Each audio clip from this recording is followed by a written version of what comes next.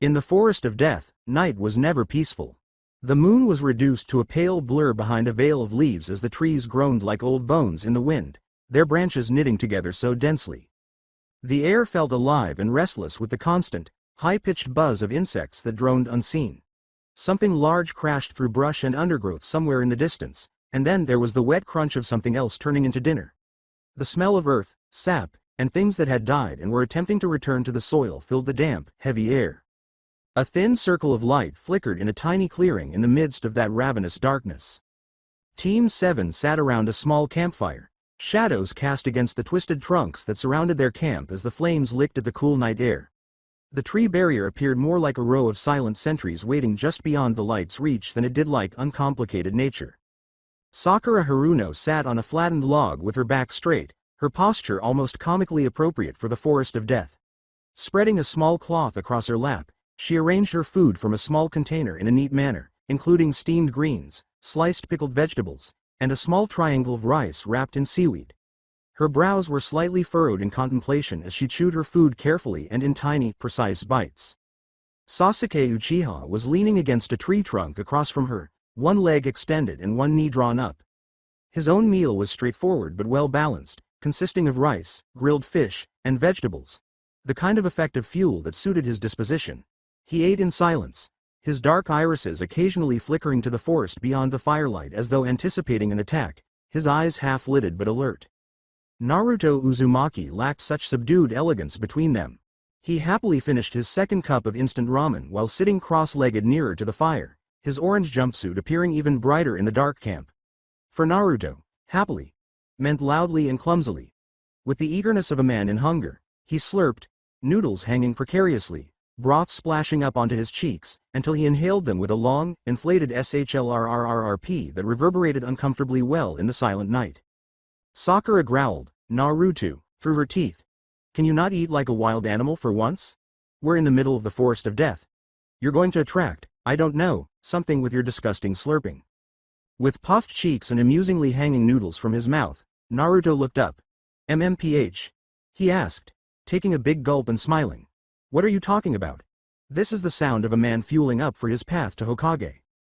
He dug his chopsticks back in and slurped once more, but this time it was louder because he was doing it intentionally. Sakura arched an eyebrow. "You are not going to become Hokage if you die because some monster thought your ramen was a mating call." "Huh?" Naruto retorted angrily. He gestured to her food with his chopsticks and said, "Like I'd lose to some dumb monster. Besides, it's not my fault you're eating rabbit food. Where's the meat, Sakura-chan? How are you going to get strong like that?" She took a whiff. "It's called a vegan diet, Naruto. It's healthier, and it doesn't slow me down. Unlike you, I don't need to stuff myself with instant ramen every chance I get." "Hey, ramen doesn't slow me down. Ramen powers me up," Naruto said, nearly toppling his empty cup with a thumb thrust into his chest. "This is ninja fuel. You'll see, when I'm Hokage." Without glancing up from his meal, Sasuke calmly interrupted, "You're not even a chunin yet, you'll choke on those noodles before you ever choke on the responsibility." Offended, Naruto turned to face him. "TCH, shut up, Sasuke Teme. You eat like some kind of fancy noble too. Look at you, sitting there all cool with your pretty little bento box, like, oh, look at me, I'm Mr. Uchiha Prodigy." The bait didn't work on Sasuke. He put his chopsticks down neatly, finished his bite, and looked at Naruto. "You're talking with broth on your forehead." Naruto pulled out a sleeve and frantically wiped his face. "That's just battle damage." Sakura let out a moan. "It's soup, you idiot." A tiny smile tugged at the corners of her mouth despite her annoyance. The arguing was not new. Familiarity was consoling in a place that hissed and creaked as if it wanted them dead. There was a crackling sound from the fire. A night bird gave a long, unsettling cry. A high-pitched scream cut through the darkness somewhere far away, then stopped suddenly. With his eyes darting to the sound, Naruto stopped mid-slurp. Sasuke's fingers quivered close to his kunai pouch. Halfway to her mouth, Sakura's hand stopped. The silence returned. Sasuke quickly stated, "Everyone else is still in the exam," as though reminding himself just as much as they did. "We're not here to rescue every idiot that can't handle a few trees." Naruto scowled, but before he could respond, the sky was filled with another sound. Overhead, a bright, white-blue streak of light ripped through the darkness. With a shimmering tail in tow, it tore through the cloud cover and their small area of visible sky. As the thing sped across their world, the whole canopy above briefly appeared to glow, the leaves assuming a spectral sheen. Naruto's mouth fell open, forgetting about the ramen. Whoa. Sakura's gaze expanded. Is that a shooting star? Sasuke's eyes sharpened as he pushed away from the tree. No, too low. Rapidly, the streak arced downward. The air's hum turned into a far-off roar. Panicked flocks of birds leapt from the trees, their silhouettes slicing through the fleeting glow. The light then disappeared behind the trees far beyond their campsite, deep in the forest, and the ground jumped a moment later. The forest of death was rocked by a thunderous boom that shook loose a rain of dust and debris and rattled leaves. A heartbeat later, the dull tremor that nearly toppled Naruto and the campfire gutter was the shockwave. Sakura yelled, "What was that?" with wide eyes. Already standing, Naruto craned his neck in the direction of the impact. Far, far above the treetops, an unnatural plume of dust and dim light rose. "That was awesome. We gotta go check it out," he exclaimed, his eyes gleaming in that careless manner that constantly unnerved both of his teammates. Sakura stood up as well, holding her food container close to her chest. It could be dangerous, but something falling from the sky like that, it might be important. Maybe it's some kind of weapon, or a secret scroll, or... "You two are idiots," Sasuke bluntly declared. Both of them turned to face him. He was standing with his arms folded and his eyes fixed on the direction of the explosion, having already set aside his empty container. His eyes were suspicious despite his dismissiveness. "Making calculations. We're in the middle of the Chunin exams. In the forest of death. With other teams that want to kill us for our scroll. And your first idea is to run toward the giant explosion?" Naruto grimaced. "What, you scared? Didn't think a elite Uchiha could be afraid of a rock?" Sasuke's dark, piercing eyes pierced him. He jerked his chin toward their packs and said, "I'm not scared of a rock. I'm thinking like a shinobi. Our mission is to get both scrolls and make it to the tower alive. Anything else is a distraction. A dangerous one." Sakura paused, caught between logic and curiosity. "But Sasuke-kun, if that thing really is important, shouldn't we at least take a look? What if?" Sasuke cut in. "Then we report it." As he moved closer to the fire, the flames momentarily highlighted the resolve in his youthful face. "To Kakashi. To the Hokage. When we're done here. If we go blundering through the forest right now, we're asking to get ambushed.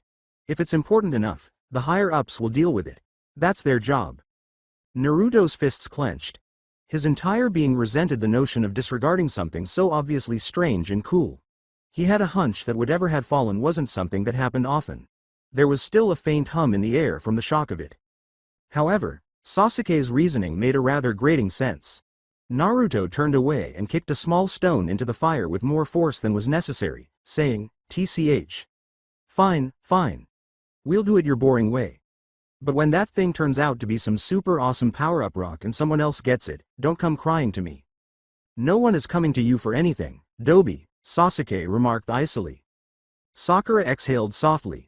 She said, "Okay. We focus on the exam for now," more to herself than to anyone else. "We can tell Kakashi-sensei and the Hokage when we're back. They'll want to know about something like that, I'm sure." The easy tension of their previous arguments didn't quite return, but the three of them gradually calmed down. The forest appeared to be waiting and listening. Through the canopy, the sky above them was once again patchy and dark, but now, in their minds, that darkness contained a gaping wound where a star had fallen. Eventually, Naruto reclined, gazing up into the invisible sky with his hands behind his head. His mind was haunted by the direction of the impact. He whispered, "I still believe we ought to have gone." With his back to him, Sasuke lay. Whispering, "Then get stronger," he said. "Strong enough that distractions don't kill you." The earth continued to hum faintly with the memory of the impact as Sakura turned onto her side and gripped her blanket even more tightly. Team 7 fell asleep one by one, each of them reflecting on the rock that had fallen from the sky in their own unique way. The forest of death appeared less like a nightmare and more like an unending bad dream by the time dawn began to bleed weakly through the trees. Low to the ground, mist coiled like pale serpents around roots and trunks. The calls of morning predators had replaced the cries of the night. However, danger here was independent of time. With branches whipping at his face, Naruto muttered, "Stupid snake, stupid forest," as he ran through the brush. He smelled like something that shouldn't exist outside of nightmares, and his clothes were ripped and covered in slime. He had not planned on being completely engulfed by a gigantic snake during the Chunin exams. He had hardly had time to yell when the enormous serpent had suddenly leapt out of nowhere earlier, its jaws wide open, before everything became damp and dark. To blow his way out of its gut in a conflagration of steam, gore, and wounded pride, it had required a flurry of shadow clones and a great deal of shouting. The thought of muscular walls closing around him still made him shudder. That was so uncool. He groaned a little and complained to no one. If I tell anyone about this, I'm changing the story. I punched my way out. No, I kicked my way out. Yeah. Attracted by the jagged, pulsing spike of chakra in front of him, he pushed harder, his feet thudding on the forest floor. The chakra of Sasuke. Sakura's, and another, heavy, cold, crawling beneath his skin like oil. Naruto tightened his jaw. That ninja grass. Just in time to witness a scene that chilled his spine, he broke through a thicket and into a wider clearing. Sweating and on one knee, Sasuke extended their priceless heaven and earth scroll toward a figure wearing a kusa forehead protector. Sakura was standing close by, trembling, her kunai clenched so firmly that her knuckles were white. Her lips were pressed together in a whimper, and her eyes were wide. With an excessively long tongue that flicked out to taste the air, the grass nin grinned broadly and incorrectly. Naruto yelled, "What are you doing, idiot?" He was not thinking, he shifted. He crossed the gap in a blur of orange and motion, his fist arcing out in a wild but genuine punch that struck Sasuke's jaw firmly. The scroll flew out of Sasuke's hand, flipped in the air, and landed in the dirt between them as his head snapped to the side. Sakura gave a gasp. "And Naruto?" Sasuke's eyes widened in shock as he fell to the ground. "You." He clenched his jaw, his astonishment turning to a fiery rage. "What the hell do you think you're doing?" With his arms extended, Naruto positioned himself between his group and the grass nin. "What you're supposed to be doing, Teme. We don't hand over our scroll just because some creepy weirdo looks at you funny." The slitted pupils of the grass nin's eyes glowed as they narrowed slightly in interest. "Oh? So you didn't die after all. How disappointing. I thought my little snack would have kept you busy longer." Naruto's mouth twisted. "If you're the one sending snakes to eat people, then you've got bad taste and an uglier face." In a panic, Sakura pulled at his sleeve. She looked at the Uchiha, who was still on the ground and trying to gather himself. "Naruto, this guy he's not normal. He summoned a giant snake." "Sasuke-kun," she said. As he stood up, Sasuke gave Naruto a glare, but his rage was subdued by fear and humiliation. Cold fire coiled in his neck, and the mark the grass nin had given him earlier was still burning. He was weak and shaking because his body had betrayed him when he most needed it. Naruto also sensed something black and coiled about Sasuke, the wrongness. His own chakra responded to it, causing the fox inside of him to stir and snarl against its cage. His heart pounded loudly in his ears. Naruto surprised even himself by saying, "Stay back, Sakura," in a low voice. "Teme, get your head on straight. We're not losing this exam to some wannabe snake charmer." With skin that seemed almost too loose for the face it covered, the grass nin's smile widened. "Such spirited words," he murmured. "And that chakra, yes, it's just as I thought. You're the one who carries it, little boy." Naruto winced. "What are you talking about?" The grass nin's eyes wandered over him, lingering on the lines of fatigue and rage etched on his youthful face. "Those eyes. That rage. The villagers' shadows still cling to you. You wear their hate like a second skin, and yet you smile." He laughed softly. "Fascinating." Naruto's hands clenched into fists. How did this freak do it? "Shut up," he said sternly. The grass nin idly held up a hand. The atmosphere shifted. Sakura stumbled back as the enemy ninja's fingers flashed through hand seals with a burst of killing intent. The earth shuddered. Another enormous snake emerged from the ground behind him, its jaws opening with a hiss that smelled of poison and blood. Sakura let out a shriek. Sasuke's pupils shrank and his eyes grew wide. Sasuke was directly targeted by the snake's lunge. Before his mind could keep up, Naruto's body moved. "Like hell," he growled. A crack opened in him. Around his body, red chakra erupted, licking at his skin like liquid fire as it bubbled and burned. As he threw himself between Sasuke and the approaching maw, his pupils slitted, his eyes narrowed, and his whisker marks darkened. The jaws of the snake clenched. Everything disappeared beneath teeth and darkness for a heartbeat. The red chakra then burst forth. Arms straining, Naruto braced himself and ripped the jaws apart with a raw, bestial roar. The fox's chakra clung to his back, sleeves, and fingers, swirling wildly and encircling him like armor. He yelled, "Don't you dare touch my teammates," in an abnormally deep, reverberating voice. He twisted and heaved, sending the huge head of the snake crashing to the ground. The beast that had been summoned hissed, writhed, and then vanished into a cloud of smoke, its body too broken to sustain. Naruto felt his heart slam against his ribs as he panted and felt his chest heave. Wild and ravenous, the red chakra licked his skin. A part of him wanted to embrace it, to let that unadulterated, blazing power propel him through this battle and rip this eerie oddball to pieces. With gratitude, the grass nin whispered, "What power you have inside you, little boy." "Yes, as I thought. You're the one who holds it inside of you." He tasted the air with his tongue, which was much longer than it should have been. There were teeth in his smile. "Those eyes of yours. That rage from your oh so lonely childhood. It sings to me, but..." He let out a nearly regretful sigh. "This power is inconvenient for what I want right now. You're in my way." With his eyes blazing, Naruto's head snapped up. "Good. I'd hate to be anything else to you." Grass nin disappeared. The presence flickered, and Naruto's eyes widened. Then, the enemy appeared at his side, his hand snapping out to clamp onto his chest with blinding speed. Wah! Pale, long fingers sank like cold iron into his flesh. Naruto was able to catch a glimpse of what really lay beneath the grass nin's borrowed face by closely examining the faint traces of something writhing beneath it. "Please," said the grass nin quietly, his eyes narrowed in icy laughter. "Forgive me for this." His other hand flattened against Naruto's stomach as it flashed into a seal. Gogyo Fuin. Anguish. Something tore and twisted like a hammer of ice and venom, slamming into the seal on Naruto's abdomen. A violent backlash tore through his network as the Kyuubi's chakra shrieked inside him. It was as though someone had grabbed and wrenched his very soul. Naruto let out a scream. Like glass, the red chakra sputtered and then broke. His muscles spasmed and his limbs went weak. The world shook violently. His breath caught in his lungs. Naruto!" exclaimed Sakura.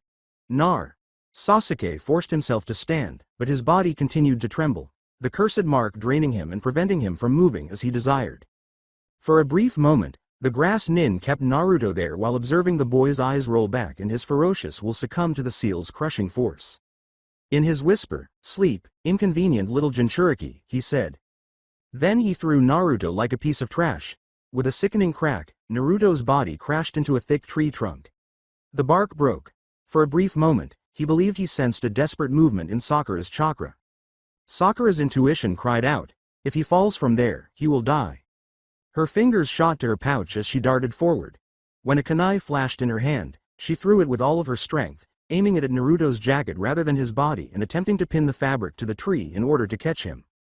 The top of his orange jumpsuit snagged on the steel as it bit into cloth and bark. His falling body jerked and hung there for 30 seconds. The flimsy cloth ripped. Slipping free, Naruto fell into the darkness beneath the branch line, into the forest floor where the trees grew thicker and the light did not reach, the remnants of his jacket fluttering behind him. Sakura cried out, "Naruto," with a broken voice. The grass nin gave a tongue click. "Your intentions were noble, little girl," he remarked with a tone that bordered on amusement. "But the plan itself was folly. Now your teammate is dead." As Sasuke's eyes met their enemy's serenely monstrous gaze, his teeth ground together, anger and helplessness blending in equal measure.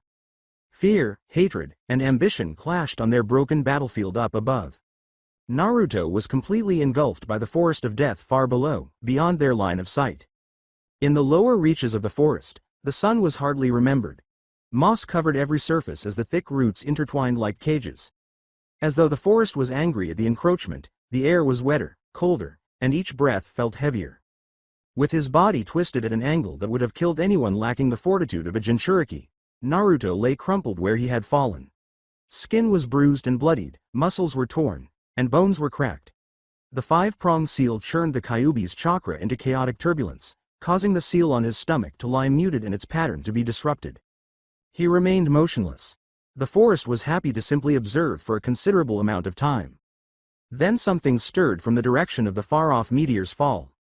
For something that didn't give a damn about obstacles or roots, the impact site wasn't that far. The once smooth surface of the rock that had screamed from the sky during the night was now partially buried in the ground, its surface cracked and blackened by its violent arrival. There were still faint puffs of smoke rising from it, twisted into strange shapes by a residual energy that was not of this world. One of the biggest fissures trembled. There was an internal pressure.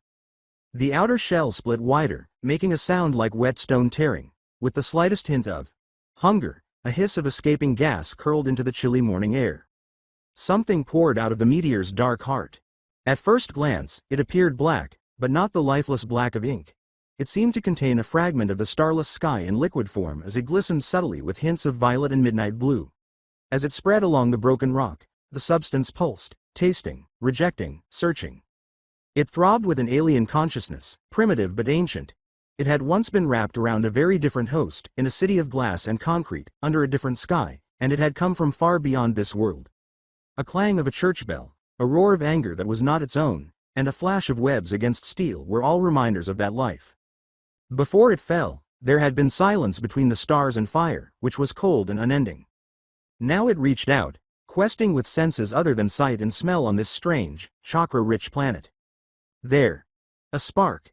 It was something deeper and wilder than the familiar energy of its original world. A storm imprisoned within brittle skin. It tasted like home, but it also felt angry, hurt, and incredibly lonely. The black fluid trembled, shivered, and then rushed ahead. It slipped from the shattered meteor and moved quickly and silently across the ground, dragging itself along stones and roots like a living shadow. Little insects froze where it went, overpowered by an incomprehensible predator. It slid into the hollow where Naruto lay after descending a slope and circling a twisted trunk. It paused for a heartbeat, thinking. There was chaos in the boy's chakra. Another seal, recently imprinted, had sliced into that connection, twisting it painfully as it attempted to contain a monstrous force that thrashed and snarled. His body was not destroyed, but it was broken. Like a candle in a storm, his life wavered. Excitement pulsed through the symbiote. Indeed. Reaching out like a hand, it flowed forward. The first sensation was a cool, oddly soft tendril gliding over his fingers. Then more, thin threads spreading like ink encroaching on paper, slipping under ripped cloth, crawling over his hand. It started to connect. It tasted his blood, his cells, and his chakra as it seeped into the tiniest cracks where it touched skin. It was inundated with information. The fox's ferocious, confined power. The shape of his muscles. The ancient scars concealed beneath baby fat. The genetic echoes of storms and whirlpools. Naruto's fingers quivered. Emboldened, the black stuff surged faster. It wrapped bone and muscle, knitted, reinforced, and flowed up his arm in a living wave. An alien armor grew as it spread, cushioning the cracking bones as they pulled together with unnatural speed. Reinforcement was used for broken tissue. A thin, glossy second skin covered the torn skin. The symbiote hesitated as it approached the seal across his chest, sensing the struggle there. The tumbling sea of malice below, the spiral pattern, the jagged disruption. It shook. Strength. It continued, eager but not quite understanding. It crept up his neck, over his shoulders, and over his torso layer by layer. His face was the last, as though he was relishing the occasion. Naruto's thoughts deepened as the darkness grew. Darkness. It was a dense, oppressive darkness that resembled being trapped at the bottom of an ocean with no surface in sight. Not the darkness of a night sky with hidden stars. In it, Naruto floated. Or perhaps he was not able to float. Perhaps he was simply suspended in an eerily familiar place. His thoughts were slow and his body seemed far away. Every time he tried to move, it echoed dully, as if he were shouting underwater. RRRGH, he let out a muffled groan that was hardly audible to him. Different slides of his life appeared to be being flipped through too quickly, as images flickered in front of him, dim and broken. A young child was sitting by himself on a swing outside the academy, observing other parents pick up their children while they deliberately avoided eye contact. Naruto was chased out into the rain by a shopkeeper with a furious expression on his face, spittle flying as he shouted and held up a broom. The eyes of the villagers were narrow, cold, and filled with something more sinister than mere distaste. Fear. Hatred. As though they were trying to remove him from their shoes. Being turned away, always turned away, with that old, sharp sting of spending nights by himself in that small apartment, when the only sounds were the growl of his stomach and the rumble of boiling ramen after he had scraped enough together. He made an effort to ignore the pictures. He had buried these memories beneath boisterous declarations and laughter.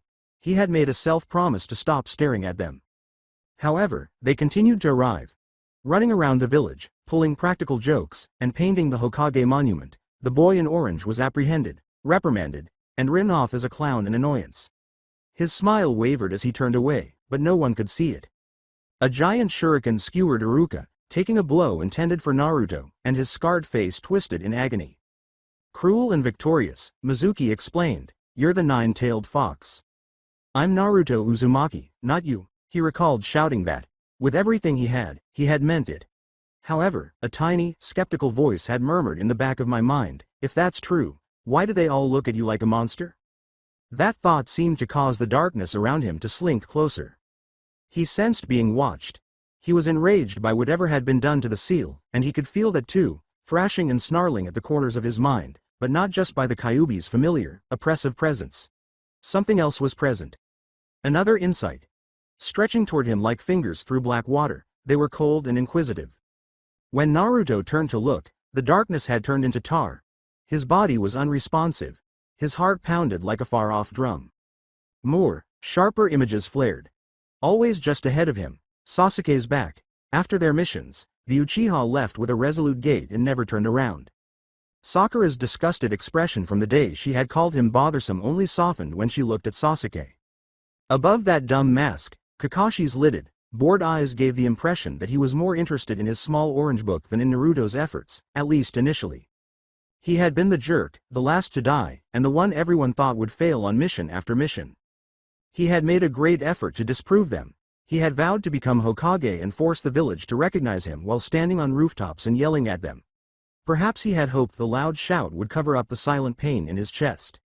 That ache was exposed and raw in the oppressive darkness. The icy presence drew nearer. As the black material crept up along his neck and across his jawline, tasting the shape of his face and feeling the salt of dried tears that had seeped from the corners of his eyes after the seal had struck him, his muscles in the real world spasmed slightly. Something like a whisper touched the back of his mind on the edge of his awareness. It's more like an impression than words yet. Hunger. Acknowledgement. His own resentment echoed back, creating a bridge. The shadows throbbed about him. Images of the villagers whispering, kunai thrown too close, the lonely swing, the cold, empty refrigerator, the hard mat on his floor, the glares, and the whispers of monster and demon that they assumed he couldn't hear accelerated.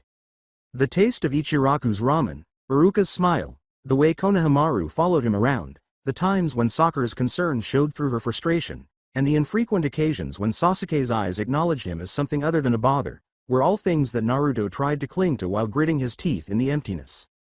However, the darkness refused to give up. It suddenly put all the weight of those years back on him.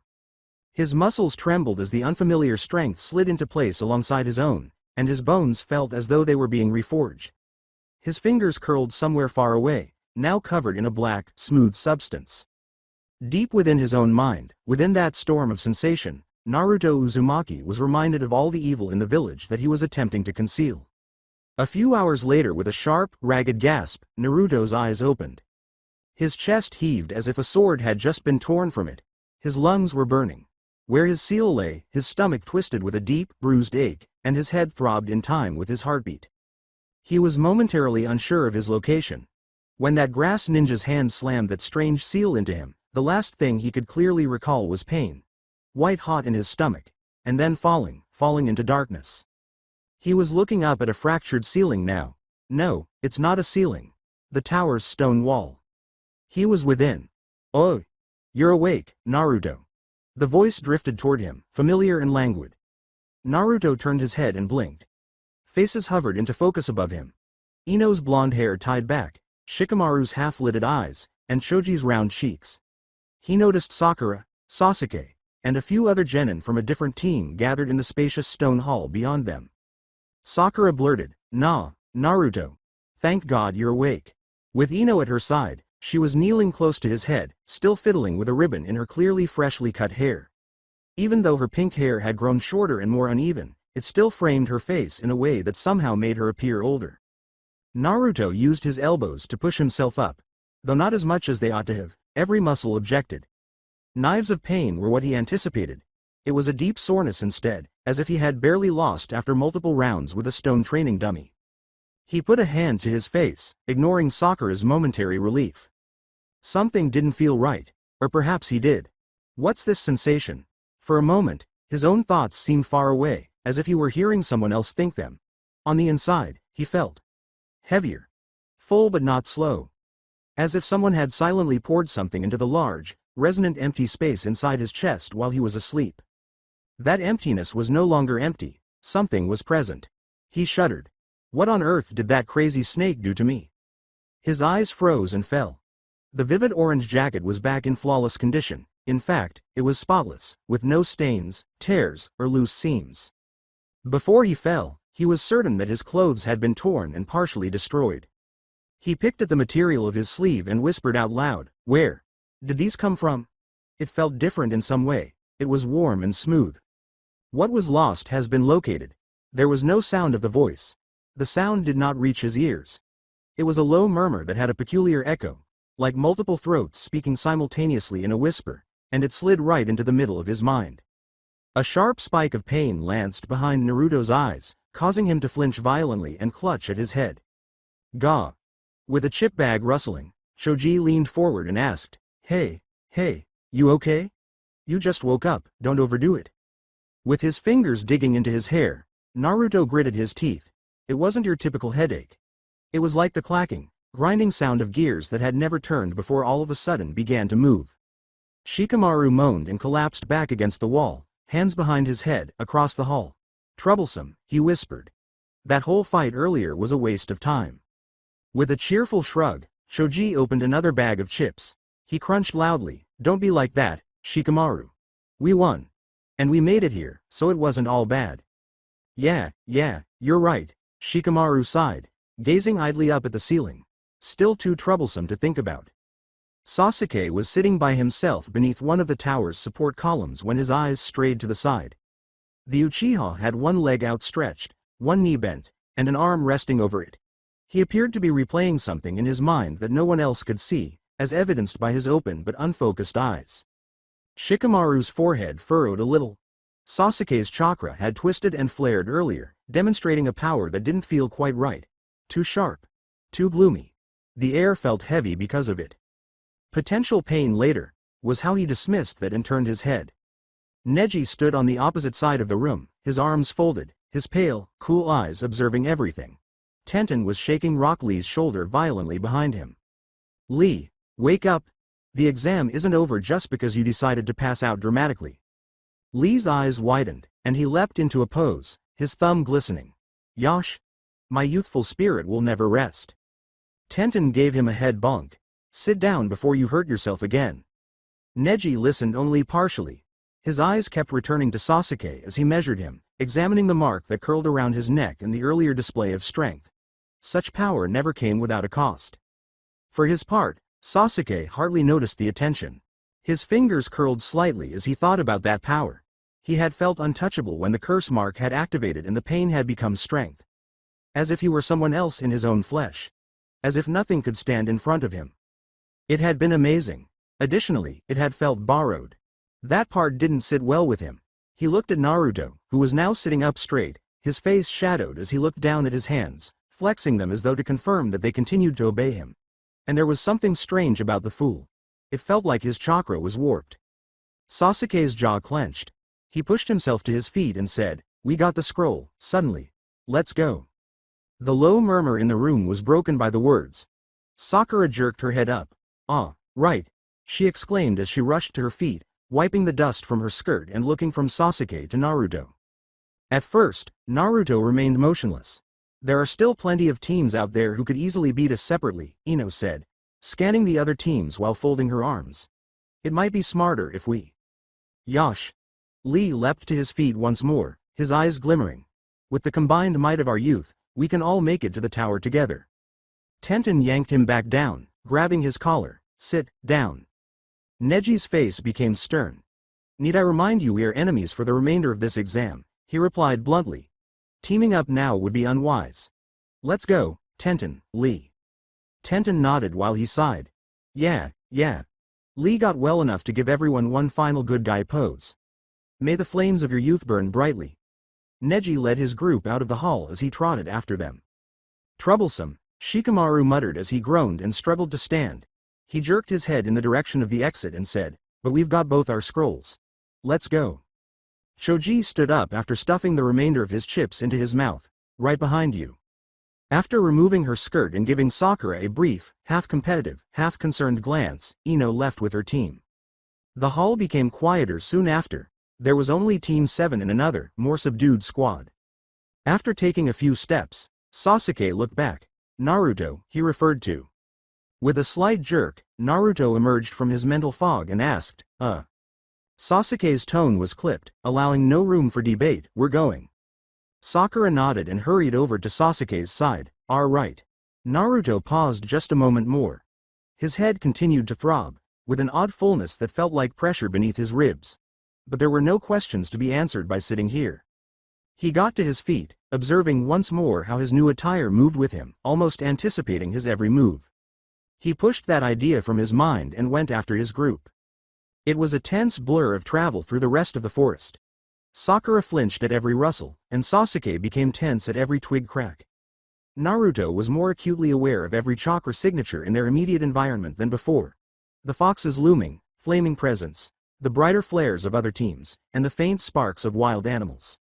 And that new thing underneath it all, silent, curled up. They were mentally and physically spent by the time the central tower's ominous silhouette emerged from the trees, an ugly metal monolith reaching into the clouded sky. However, they were also living. They both had scrolls, too. Their footsteps were echoed by the stone walls as they entered the dim interior through the heavy doors. With the exception of some faded writing on the far wall and the sound of air slipping through invisible crevices, the hall they were in was empty. When Naruto said, "I think we should open the scrolls," he spoke in a steady, unusually serious tone. Even though they had been running for hours on end, his breathing was already leveling out oddly quickly. With a vein popping in her forehead, Sakura rounded on him instantly. "We can't, you idiot," she yelled. "Anko-san said not to open the scrolls, we'd get disqualified." Even Naruto was surprised at how fast the words came together. "She was talking about opening them before we got to the tower," he shot back. "We're inside now. The exam rules changed the moment we walked in here." He gestured to the writing on the wall with his thumb. "Besides, we'd probably still be wandering around looking for a second scroll if it wasn't for me and that decoy, remember?" "I don't care," Sakura swore, her face flushed and her fists clenched. "I'm not about to let you and your stupidity get Sasuke-kun and me disqualified from the Chunin exams." Naruto's eyes narrowed as something dark flickered behind the typical blue. "Stupidity?" he asked. "It's common sense. We're standing in an empty tower with two scrolls and a weird message on the wall. They're obviously part of the test." For a moment, they were silent. Sakura and Sasuke gazed at each other. Because he was correct. It was too logical. The tower itself was not a conclusion, but a stage. Sakura's bewilderment turned to annoyance. Being angry was simpler than acknowledging Naruto's point. She insisted, "Since when do you have common sense? If you're wrong, we'll be eliminated. I won't let you mess this up." With a steady voice and unwavering gaze, Naruto questioned, "Then what do you propose? Tell us." Sasuke waited while staring at her. Sakura was suddenly on the spot, her throat drying from the pressure of both of their stares. She stammered, "Well, we just move forward." Naruto pressed. "Where? We're already in the tower. Where exactly are we supposed to move forward to?" "We just move forward," yelled Sakura. Naruto exhaled a quick, incredulous breath. His lips curled. "Wow. For the smartest girl in the academy, you're pretty dumb sometimes." Her eye flickered. "What did you say? You heard me." She clenched her fist. "I dare you to say that to my face, Naruto." His mouth opened, and then the crackling tension was broken by Sasuke's voice. "Hey." They both froze. Sasuke's eyes were half-shadowed and his face was solemn. "I think we should open the scrolls too." Sakura instantly turned to face him, her rage turning to adoration. "Sasuke-kun, you're so smart. I knew you'd see it that way. You always have the best ideas, unlike that idiot." Naruto's shoulders sagged. "Wasn't it my idea?" he whispered to himself. Something inside of him observed coolly that they don't listen. They never pay attention. Naruto lowered his head, his eyes shadowed by his bangs. He whispered, "Idiot, huh?" in an oddly quiet voice. Unsettling. "Sakura, why did I even like her anyway?" Once more, a dull throb of pain pulsed through his skull, but this time there was also a flare of something else. A cold, possessive simmering, an indignation that wasn't wholly his. From somewhere deep, the quiet voice said, "They hurt you. That bothers us." He flinched. Unaware of the way his arm muscles tensed under her hand, Sakura yelled, "Come on," and grabbed him by the sleeve, pulling him forward. For emphasis, she thrust the heaven scroll into his hands and pressed it firmly against his stomach. "Help me open them already." His words were, "Fine, fine," mumbled. They each took an earth and heaven scroll and opened it. A central kanji was surrounded by inked characters that flowed across the parchment. Naturally, Naruto's gaze followed them. He sensed chakra stirring as the final inch of the scroll unfolded. "Sakura," he said sharply, his voice carrying an odd note, "let go of the scroll." She obeyed without question because of something in his tone. She stepped back and let it go instantly. The scrolls were thrown to the ground. Chakra erupted. Thick, white smoke erupted, enveloping them in a wave of concealment. Naruto stiffened, prepared to strike. Sakura raised her arms to cover her face. The hand of Sasuke strayed to his kunai pouch. In the smoke, a silhouette appeared. They gazed as it grew thinner. "Iruka-sensei!" exclaimed Sakura. Amino Iruka was standing in front of them, sporting that same old forehead protector and his flak jacket. He raised a hand and waved, a broad smile spreading across his scarred face. He said kindly, "Hey, guys. It's been a while, huh?" Naruto felt his heart flutter. Silently, "Iruka-sensei," he repeated. There was a moment of blurring between the present and the smoke. A sharp, vivid memory crashed into him. Iruka yelled, "Get out, Naruto!" with a furious expression on her face and a finger pointing at the door. "You've been disrupting the class again." "But I didn't do anything," a diminished Naruto yelled, his cheeks flushed and his eyes wide. "It wasn't me this time." "Out!" Iruka's voice broke like a whip. There had been laughter in the classroom. Pretending that his throat wasn't hurting, Naruto had stomped out. The memory wavered, and was replaced by another. A softer smile from Iruka. Naruto's hair was ruffled as a hand landed on his head. "It's been a while, Naruto. How've you been?" The same hand reached down now, palm warm against Naruto's hair, jolting him back to the present. Before he could think, his own hand snapped up, causing him to flinch so violently that it felt like he had been burned. Iruka's hand was slapped away by him. "Don't touch me," he growled at them. Low, sharp, and tinged with something that seemed to chill the air, the words came out. His eyes flashed in a way Iruka had never seen before. They were more fox than boy, blue gone cold and dangerous for a heartbeat. Iruka gazed at him in disbelief. Sakura screamed, "Idiot!" and gave Naruto a forceful fist to the back of the head. "Don't do that to your sensei." "Ah!" Naruto flinched, more at the sound than the hurt. Already, his head was a complete mess. He looked down. He curled his fingers at his sides. He had no idea why everything felt so raw and too near the surface, or why those memories kept crashing into him. Sakura yelled, "Naruto!" Once more. He put on the smile that had already gotten him through so much as he jerked and looked up. In that old, familiar way, he reached up and rubbed the back of his head. His voice was forced to laugh. "Sorry, Iruka-sensei," he said. Iruka examined him, his chest constricting with concern. This was not the boisterous, gregarious boy he had known. It had the same shape. The smile remained the same. Now, however, there were thin, dark cracks in it. "Sensei," Sasuke intervened in a cool voice, "can you explain our next task?" Iruka dropped his hand and shook his head slightly. "Oh, right." His smile was sincere as he said, "I'm here to tell you that you've passed the second exam. Congratulations." Sakura's gaze expanded. "Really?" Iruka nodded. "Yes, but listen," his eyes softened as he glanced at each of them in turn, lingering on Naruto. "You guys shouldn't overdo it. Especially you, Naruto. You made it here with both scrolls within the time limit. Now it's on to the third exam." Naruto responded more quickly than he intended, saying, "Don't worry about me. It's not your job, it's mine." Iruka gave a blink. It took Naruto a moment to realize what he had said. He put on his typical smile and coughed, but the words lingered between them, honest and weighty. Iruka rubbed his neck and chuckled feebly. "Yeah, I guess so, huh?" Something inside Naruto noticed that he was worried. "He's worried about you, once more." Sasuke said, "Let's go," as he turned to face the inner door. Sakura quickly followed him, chatting away about how she would help Sasuke-kun get through the next round. "Yeah," she added. Iruka's hand lightly touched Naruto's shoulder as he began to follow. Naruto, he came to a halt. Iruka's voice had become more subdued. Did something happen in the forest? He asked with a serious expression and searching eyes. You feel different. Naruto continued to turn his back. He remained silent for a moment. He sensed the weight inside of him, the new, inquisitive presence uncoiling a little. The touch became intolerable, and he shrugged Iruka's hand away. He clenched his throat. He didn't have a joke or a loud declaration to overpower everything, for once. Iruka only heard a voice, layered with confusion and a hint of something darker, and it sounded tired in a way that no 12-year-old should.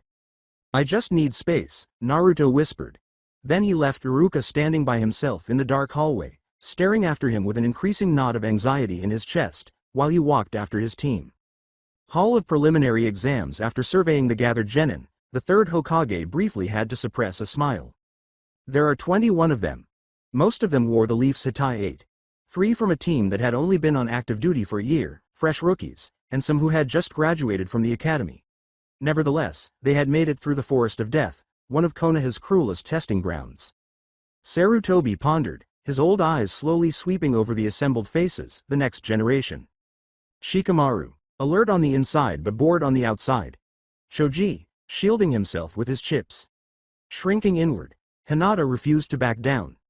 Neji, assessing everyone with icy eyes. Bandaged but bright, Rock Lee. The Sound Brats and the Sand Siblings were an odd combination of cockiness and nerves. Naruto came next. Despite himself, Sarutobi's eyes softened. With his hands stuffed loosely in his pockets, the boy stood in the crowd close to Sakura and the empty spot where Sasuke had left him. That struck him as odd. There was something different about his stance. He was not vibrating with barely contained energy, nor was he bouncing. With his shoulders tilted slightly forward and his blue eyes narrowed, he stood motionless, taking it all in.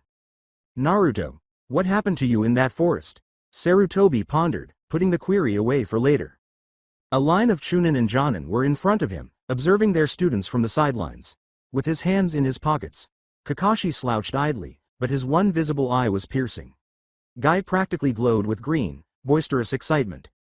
Asuma observed with measured calm, Kurenai with quiet intensity. Anko and Ibiki, both sporting the same look of professional sadism, stood off to one side.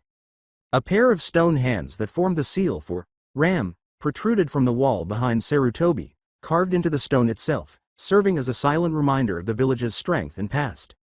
Anko took the lead, smiling as if she were going to throw them all back into the forest for fun. Congratulations on passing, she exclaimed, placing her hands on her hips. Hokage-sama will now explain the third test, so listen carefully. She had a light-hearted tone, but beneath it was iron. Sarutobi took a step forward and rested his staff lightly. He looked across the hall and coughed once, more out of habit than necessity. Well done, everyone, for passing this portion of the exams, he said in a calm, deep voice that flowed naturally by the room. Throughout the group, a wave of anxious pride spread. Some instinctively stood up. Others made an effort to hide their happiness. His eyes wrinkled at the corners as he went on. I will explain why you are here and what you will be doing. But before I speak of the third and final test for today, tell me, do you know the real reason why the Chunin exams are held? The genin looked at each other bewilderedly. Some shrugged. Kiba gave his head a scratch. Ino scowled. Shikamaru let out a soft sigh as if he already knew where this was going and thought it was problematic. Gaara of the Sand simply gazed, her face unreadable. Unusually, Naruto remained silent. His eyes were fixed on the elderly man, and his expression was grave. Sifting through the whispers, Sarutobi declared, the Chunin exams are not merely a test to increase your rank, the truth is, they are a replacement for war among allied countries. A blanket of silence fell over the room. A number of genin became rigid, others blinked incredulously. What? Kiba whispered to himself. Replacement for war. Sarutobi went on in a composed yet firm tone. A village's strength is determined by the strength of its shinobi. By holding the Chunin exams, you have the opportunity to stand out and show the feudal lords what you can do. The strength you display here will attract clients and contracts to your village. Instead of full-scale conflict, we compare our power here. He gently tapped the stone with his staff. You are, in effect, the blades we place upon the table for the world to see. More than a few people felt a chill. This was no longer a school competition. This was a show for the rulers and lords who controlled the distribution of wealth and authority. Sarutobi took a breath to go on. He was interrupted by a dry and rough cough. Hokage-sama, may I? Sarutobi gave the source a sidelong glance. Gecko Hayate moved out of the Chunin line, coughing once more while partially covering his mouth with one hand. His body was slender and his face was pale, but his eyes remained steady. The Hokage gave a nod. You may. After all, you are in charge of the third test. Hayate made a small bow. Yes, sir. The genins were drawn to the persistent coughing. A few scowled. Was he ill? Is it possible for someone with that voice to be in charge? My name is Gecko Hayate, he straightened and rasped. I'm the proctor for the third exam. He coughed again for a moment before continuing in a clear but low voice. The third test is to cut down the number of candidates. Too many of you have passed. The group was shocked. What? That's not fair. Seriously. We just survived the forest. After letting the complaints linger for a moment, Hayate ended them with a straightforward justification. The feudal lords will attend the final exams, he stated. We need the strongest shinobi possible standing in that arena when they arrive. So this test will bring forth those who are the strongest among you. His words weighed heavily on them. Gaara's mouth opened slightly in the front row, so we. With his eyes fixed on the Hokage, Naruto silently concluded, fight. Surprised. Temari and Kankuro turned to look at him. Gaara drew breath and few people interrupted her in the middle of her sentence. As though attracted by a magnet, everyone's eyes slid to Naruto. Ignoring them, he looked directly into Sarutobi's eyes. The Hokage briefly saw past the boy's frown and saw the youngster who used to look up at him with ramen on his cheeks, eagerly absorbing every word. There was a fresh edge to it now, a new separation. Hayate gave a small nod. That's correct, he replied. The third test will consist of preliminary matches, one-on-one battles. Protest grew out of the shock. Already? We just got here. That's messed up. Hayate held up his hand. Before we begin, anyone who wishes to quit may do so now. There was silence. Behind him, Sakura whispered something that made Naruto's ears perk up.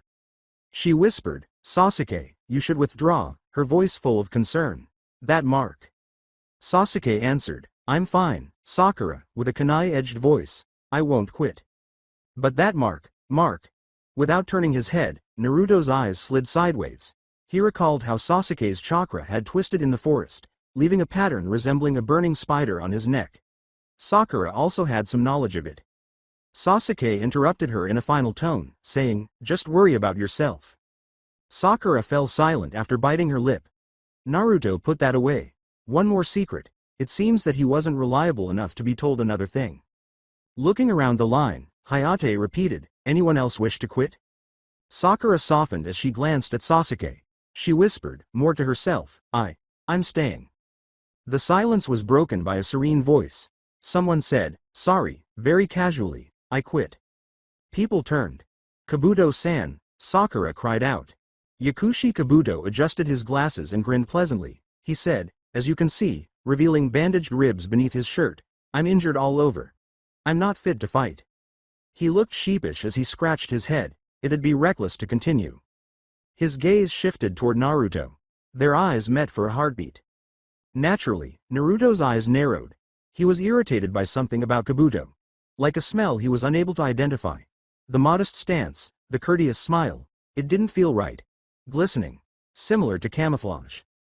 A slight stirring in his mind confirmed his suspicion. A deep, faint voice murmured, that one smells like a snake.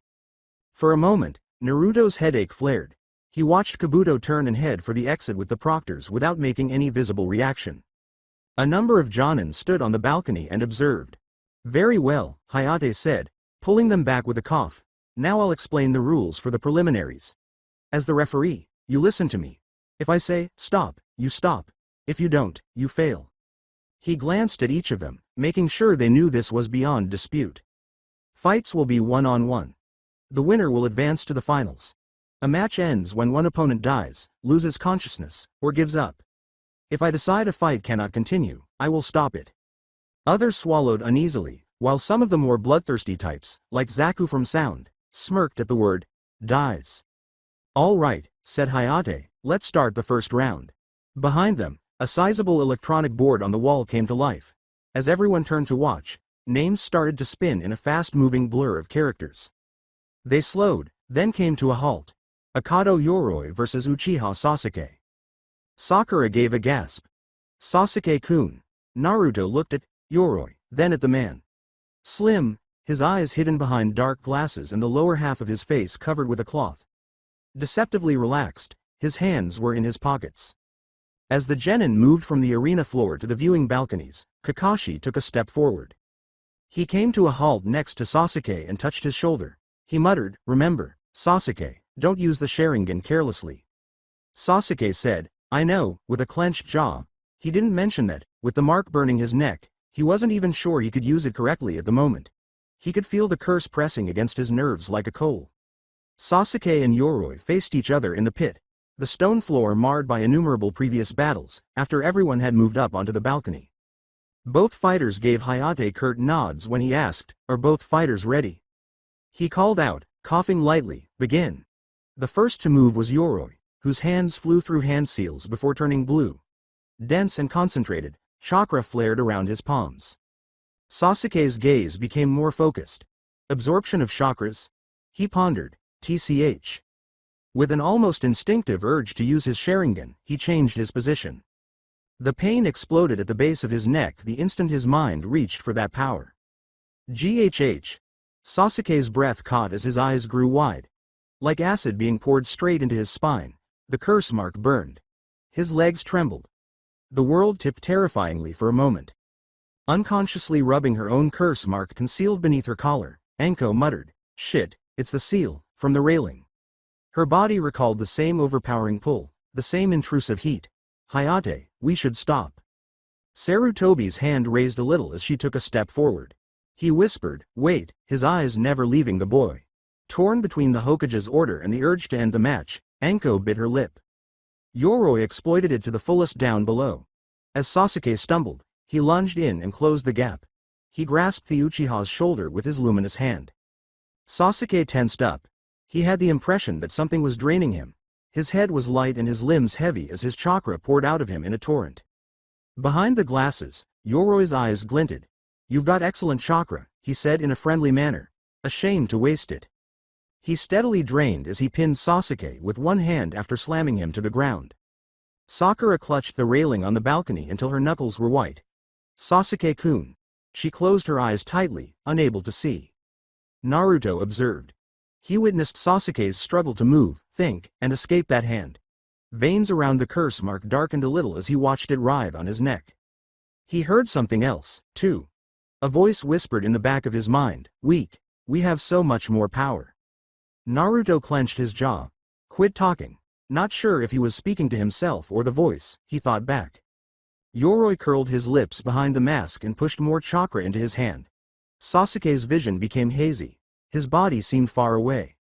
However, Uchiha Sasuke was determined to win this battle. Not in this manner. He twisted under Yoroi's hold, forcing his muscles to move with a sudden surge of stubborn, desperate rage. With a quick kick, he broke the man's grip on his arm and rolled away, gasping. The curse mark pulsed once more, but instead of drowning him, the pain made him more acute.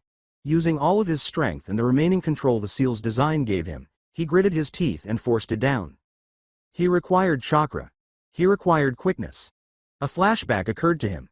In their previous encounter, Rock Lee was standing on one leg, moving faster than Sasuke could see, and striking him from every direction. His chin was almost in the air at the end of that spinning combo. His eyes focused as he pushed to his feet. He narrowly avoided Yoroi's subsequent lunge, then the one after it, each one a little faster and more accurate. Kakashi squinted. So he was paying attention, he muttered. Guy clenched his teeth on the other balcony. "He's copying Lee's taijutsu," he remarked, clearly upset. "With the Sharingan."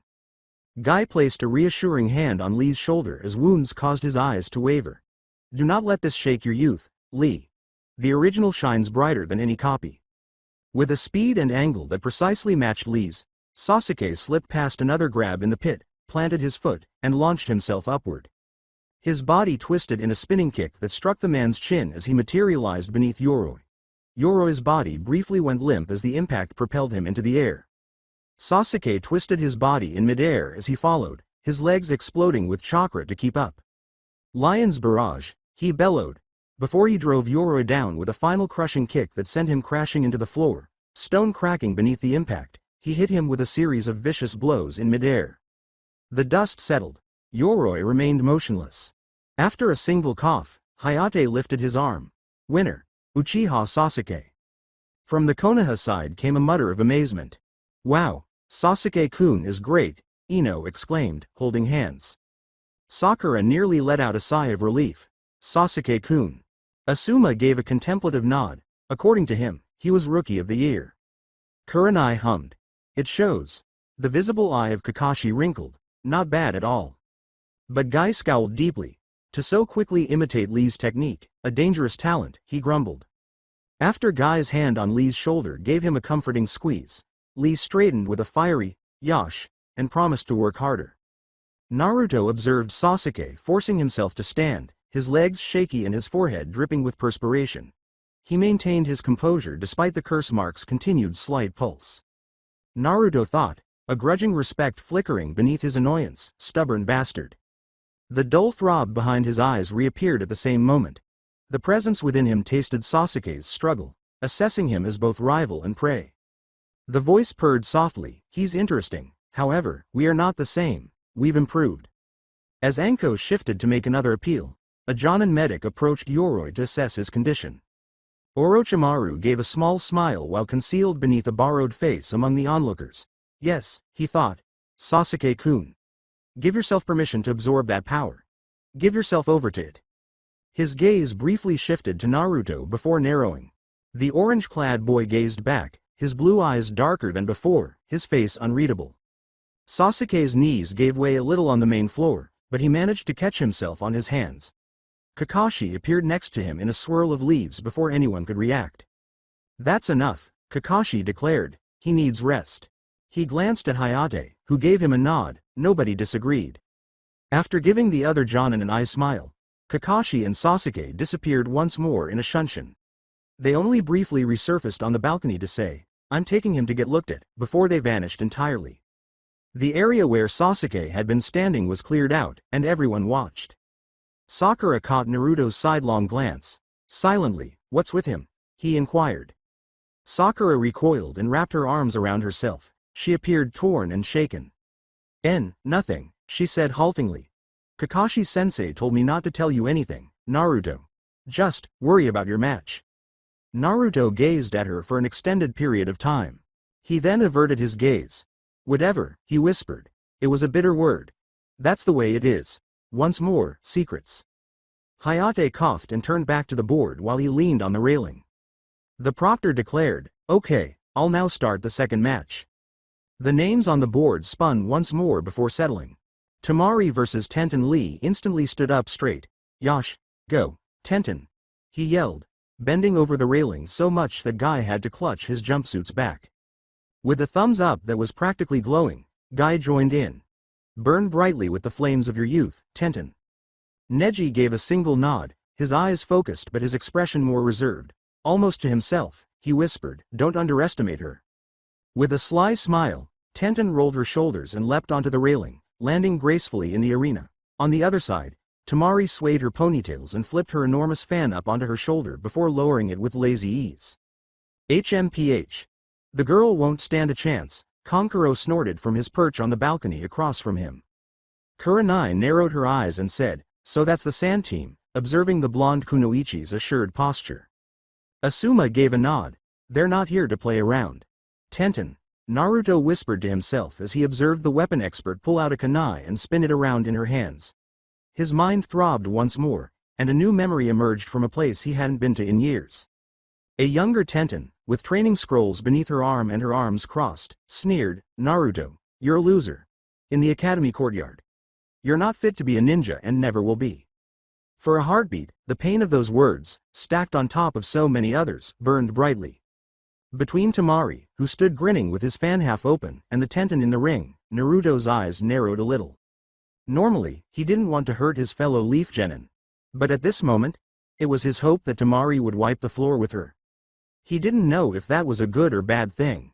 The faint voice implied, almost languidly, that you should hurt them back.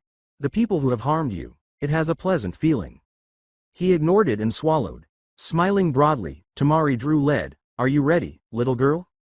Tenten yelled, you're going to pay for that, as she moved into a stance, her kunai sparkling.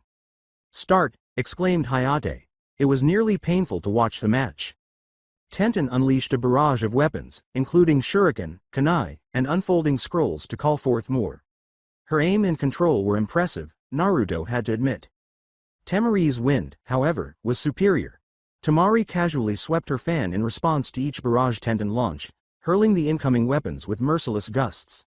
Temari teased Tenten more the more she attempted to adapt. Tenten was allowed to exhaust herself while the sand kunoichi hardly left her position. Naruto observed Tenten's increasing desperation. A small part of him felt pity. I also liked the karmic reversal. Naruto let out a slow breath when Temari finally completed it, slamming Tenten into a wall with a concentrated blast that left her unconscious and crumpled. The flicker of satisfaction was too strong to ignore. Temari snapped her fan shut. Glancing down at Tenten's prone form, she asked languidly, are you really a kunoichi? It felt like fighting a child. Lee clenched his fists and took a step forward. That is unyouthful trash talk. Guy grabbed his arm. He said firmly, stop, Lee. This is an exam. You know the rules. With burning eyes, Lee bit his lip and pushed himself to his feet. Sarutobi nodded from the Hokage's balcony. The shinobi from Sand are well trained, he said. Ibiki agreed with a grunt. Disciplined, efficient. Anko grinned. And mean. I like her. Temari's eyes strayed to the bleachers. Her gaze swept over a number of faces before settling on Naruto. He didn't turn his head. They looked at one another for a moment. A tiny, curious smile formed on Temari's lips. Despite his expressionless face, Naruto returned the smallest nod. A recognizable voice broke through the murmurs before anything more could be inferred from that. Yo! Kakashi briefly appeared next to his fellow Jonin on the balcony. Kakashi-sensei! Sakura exclaimed as she hurried over, her face displaying concern. How is Sasuke-kun? Kakashi smiled at her as usual. Don't worry, Sakura. He'll be fine, he said softly. He needs rest and treatment, but he should be ready in time for the finals. Sakura let out a sigh, her shoulders dropping. Okay, sensei. Naruto observed this from a short distance, his expression unreadable. When Kakashi's eyes strayed to him, the older man gave him a little crinkle of the eye that was encouraging. As Hayate coughed and raised his hand once more, Naruto turned away without acknowledging it, concentrating instead on the screen. The proctor said, now, let's start the next round. The board whirled again. Names passed by, then became firmly established. Uzumaki Naruto versus Inuzuka Kiba. Kiba smiled instantly and broadly. With Akamaru on his head, he yelled, ha, the dead last, and leapt over the railing into the arena. We got lucky, Akamaru. The small white dog waggled its tail and barked enthusiastically. Naruto froze for a moment on the balcony. Then a sharper pain shot through his head once more. Unbidden, another piece of memory jumped up. With his fists on his hips and a broad smile, a younger Naruto stood in the front of the academy classroom. I will be the Hokage, he had yelled, the greatest of them all. All around him, laughter had erupted. Like you can, you idiot, a boy with a dog on his head had mockingly said. Younger but equally boisterous as Kiba. You've failed twice already. The instructor had laughed uncomfortably. Nobody had stood up for him. For a brief moment, the humiliation, the rage, and the unwavering confidence that he would prove them all wrong blossomed again, sharpened by everything he had since witnessed. The present moment refocused. With dark bags under his eyes from too many sleepless nights and half-remembered whispers, Naruto's hands were clenched at his sides. Hinata's gentle voice called out to him from close by, Naruto-kun? But he ignored her. More to himself than to anyone else, he muttered, I need some sleep, and moved away from the railing. His footsteps reverberated throughout the suddenly silent room as he descended the stairs to the arena floor. Kiba cracked his knuckles and bounced on his toes. Hey, he said with a snort. I feel bad for you, so I'll end this in one punch. With Hayate in between, Naruto came to a stop across from him. His face was expressionless as he gazed at Kiba.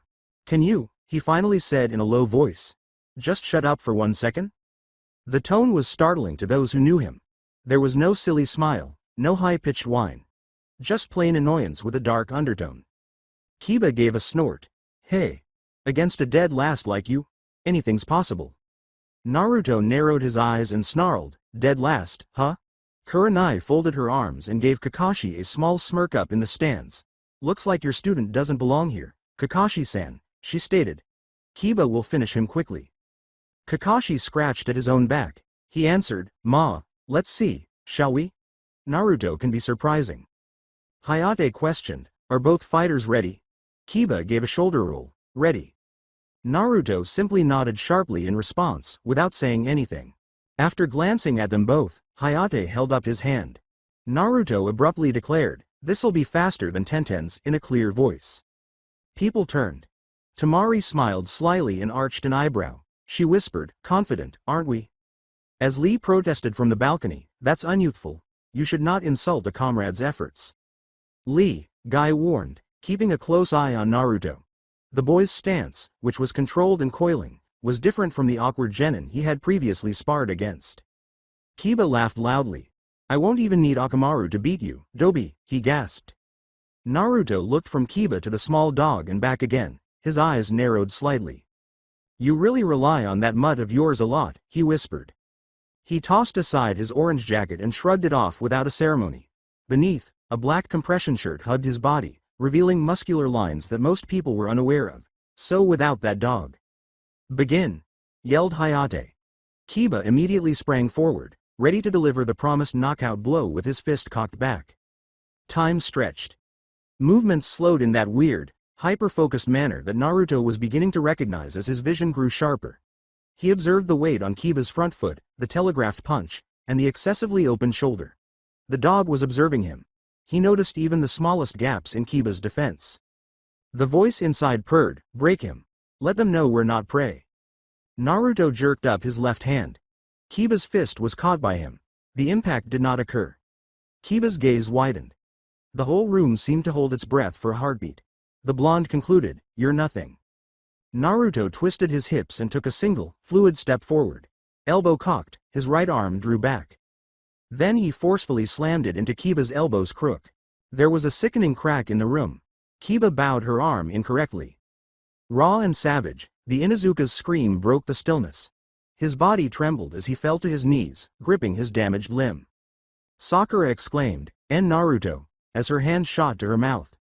With enormous eyes, Hinata clapped both hands over her lips. Several shinobi in the stands winced instinctively at the sound. Kiba's arm hung at a hideous angle when Naruto released it. His expression was neutral. Then, without saying anything, he turned on his heel and gave Kiba a vicious roundhouse kick to the jaw. It was a sharp crack of bone on bone. Kiba's body followed his head as it snapped sideways. Spit and blood flew. His limbs were spread wide, his arm was twisted, and his nose was already swollen and bleeding as he collapsed to the ground in an unconscious heap. The entire conversation had only taken a few seconds. It could as well have been an hour for Naruto. His mind finally realized what his body had done as his foot descended. His heart pounded, an electric, hot surge of adrenaline. He gazed at Kiba below. A part of him flinched. Too far away. It was excessive. You were thrilled that you didn't have to break another aspect of him. The sensation of bone cracking beneath his blow. The way Kiba's self-assured smile had broken into a cry. Knowing that he can't harm you again gives you power. The inner voice hissed with approval, more. He was deserving of it. They all did. There is so much more we could do. Naruto forced his hands to unclench as he took a sharp breath through his teeth. He turned away without bothering to retrieve his jacket, growling under his breath, "Who's the dead last now, mutt?" Without turning around, he headed back toward the stairs. It was only then that the collective gasp erupted. "That was fast," Konkuro remarked in disbelief. "He beat your record, sis." Temari's contemplative gaze remained fixed on Naruto's back. "I can see that." She grinned once more and thought, perhaps I should talk to the blonde sometime.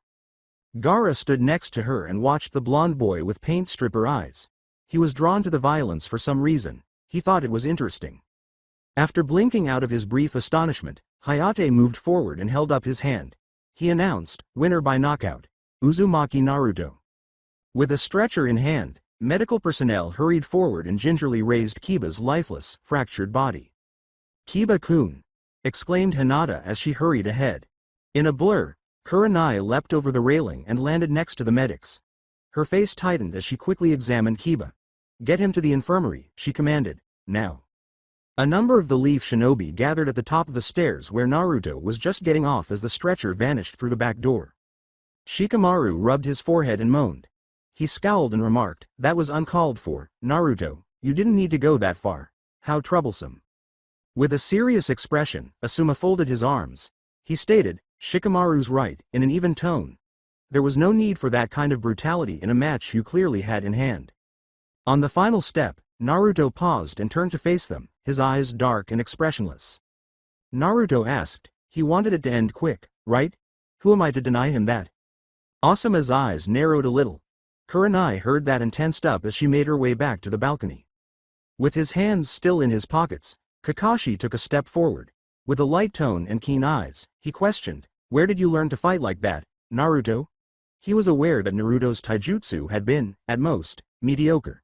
Not nearly that exacting, ruthless efficiency. A half-smile that was devoid of humor curled Naruto's lips. "Not from you, that's for sure," he remarked as he walked by them. Pale, Ino stared after him. She whispered, "He had to have cheated, him beating Kiba like that? I still find that hard to believe." Naruto stiffened his shoulders. He didn't bother to look back. "That girl is seriously stupid," he muttered to himself as he turned his back on the majority of them and walked toward the distant railing. Can't put two thoughts together without Sasuke's face in the middle. Sakura's instinct was to bristle. She said, "Naruto, answer Kakashi-sensei," in a voice that was tense with rage and fear. She wanted to know. She also objected to this stranger posing as her teammate. Naruto responded, "As I said," with his gaze fixed on the arena below, not from him. He didn't even look at her. The rest of Team 7 exchanged nervous glances. Naruto wasn't the only one having a rough day. There was a fundamental change in him. Eyes hard, Kurenai returned to the Jonin. With a clipped voice, she declared, "Kiba has a fractured jaw, a broken nose, a right arm that is broken in half, and a mild concussion." A few genin went pale. "I don't know where you thought that kind of behavior was tolerable, Naruto," she said, turning to face him. He remained unflinching. The Hokage's voice echoed through the hall before more could be said. "Enough." Everybody turned to face him.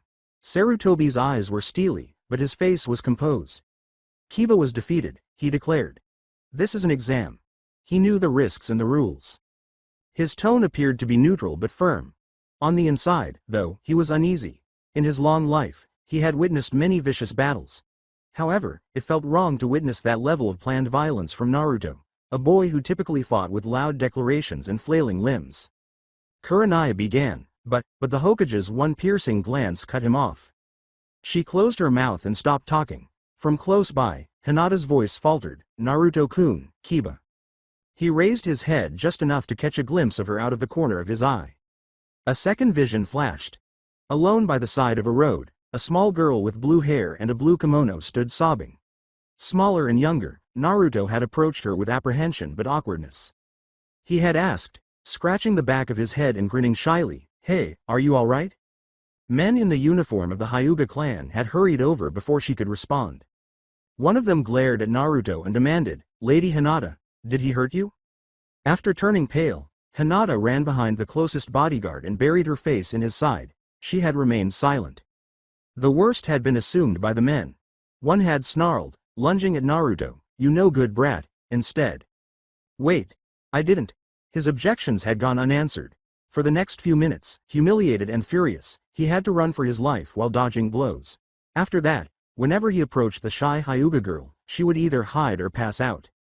She had witnessed the villagers' treatment of him. She had remained silent. The recollection dimmed. The pain it caused didn't. With a look of guilt and concern, Naruto's eyes narrowed slightly as he observed Hinata wringing her hands. The board started spinning with names once more, and he looked away. "Worry about your own match," he murmured. Although the words were straightforward, the tone was casual, detached. There was no need for her attention, no nervous blush, no softness. Hinata's shoulders curled inward as she flinched like she had been slapped, her eyes quivered.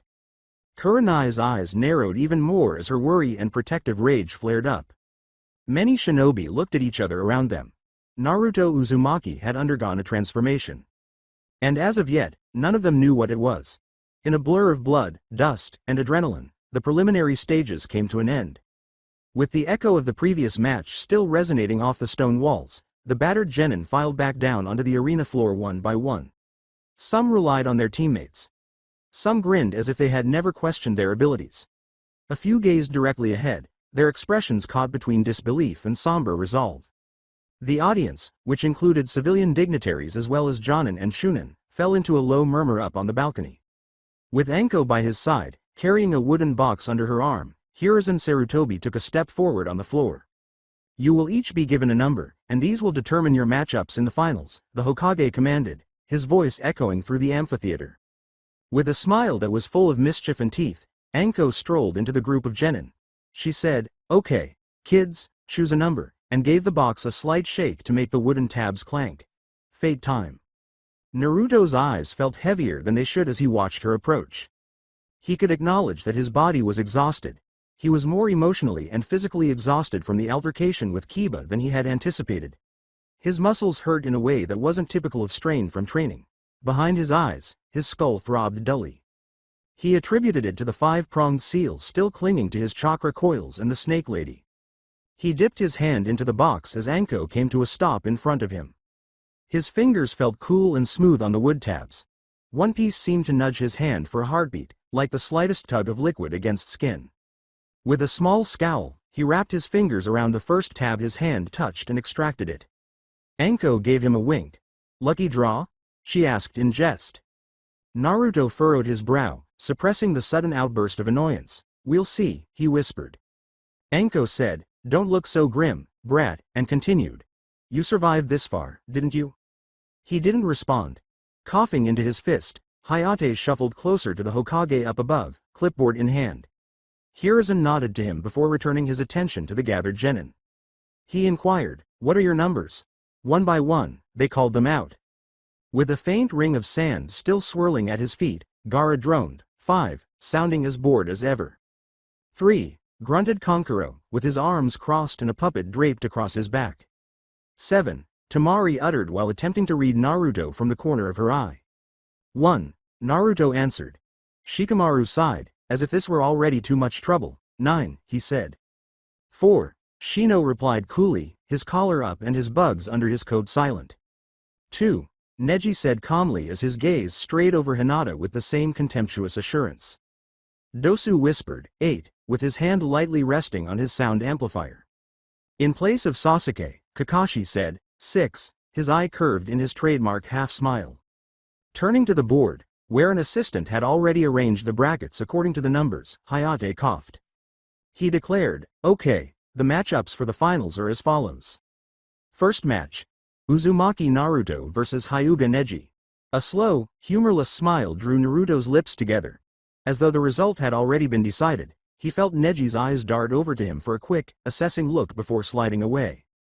Aburame Shino vs Sabaku no Kankuro is the second match. Uchiha Sasuke vs Sabaku no Gaara is the third match. Dosu Kanuta vs Sabaku no Tamari is the fourth game. And finally, Nara Shikamaru will face the victor of the fourth match. A wave passed through the line of genin, with some hunching in resigned dread, others sagging in relief, and still others tensing their shoulders. Sarutobi declared, "That concludes the second phase of the Chunin exams. You each have 1 month to prepare. Make sensible use of it." "Does the winner automatically get promoted?" asked Shikamaru, lifting a hand idly. He inquired. "Not necessarily," said the Hokage. "The finals winner might not receive any promotion at all. Similarly, either no one will be promoted or those who lose will. It takes more than just strength to get promoted. You will be recommended if you exhibit the skills and mindset of a Chunin. Your cage and council will then make a decision." Most of them seemed satisfied by that. "You are dismissed," Sarutobi said. "Go to sleep. Train. Good luck, too." With a nod or a bow, the genin started to file toward the stairs. Sarutobi's eyes instantly shifted to Naruto, as did Sakura's and Kakashi's. Something had changed in him since the forest. There was no longer that annoying, familiar boom in Naruto's voice. Instead, it had a muted quality, a quietness that was more about something being pulled tight inside than it was about respect. His shoulders drooped, but his pupils were sharp, darting to track movement around him with a focus that had never been there before. The dark circles under his eyes had gotten worse, almost bruised. From behind his mask, Kakashi scowled.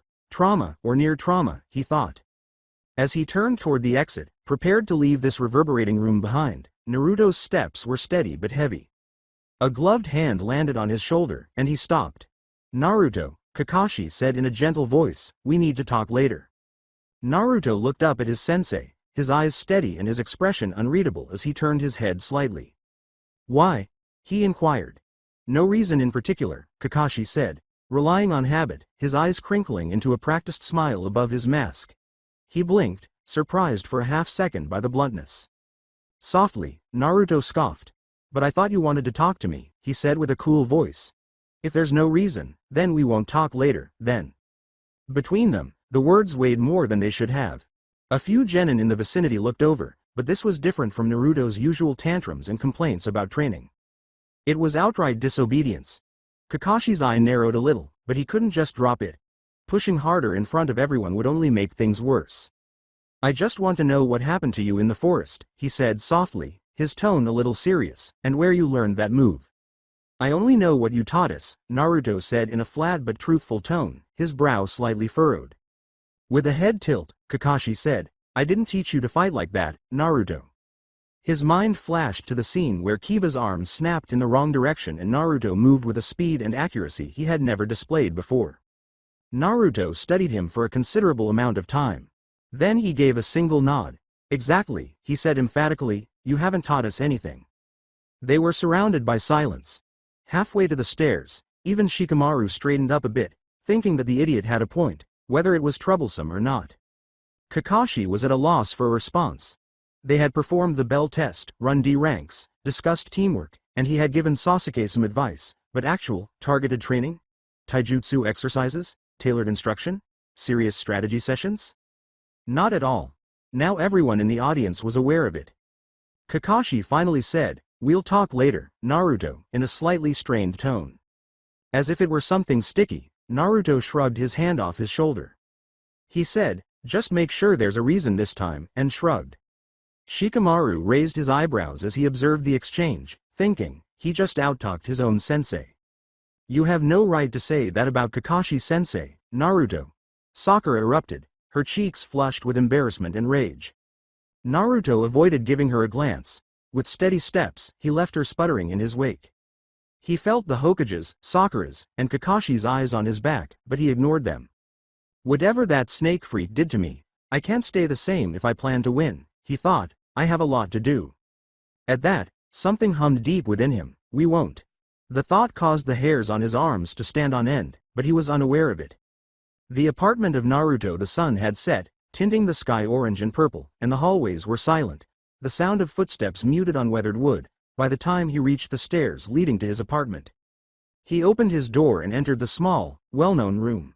Ramen cups spilling out of the trash can, a half-broken wardrobe leaning at a concerning angle, a narrow bed pressed against the wall, a small kitchen with a crooked counter, a battered couch with stuffing peeking out at one corner, and a plant on the windowsill that had died months ago and had never been replaced.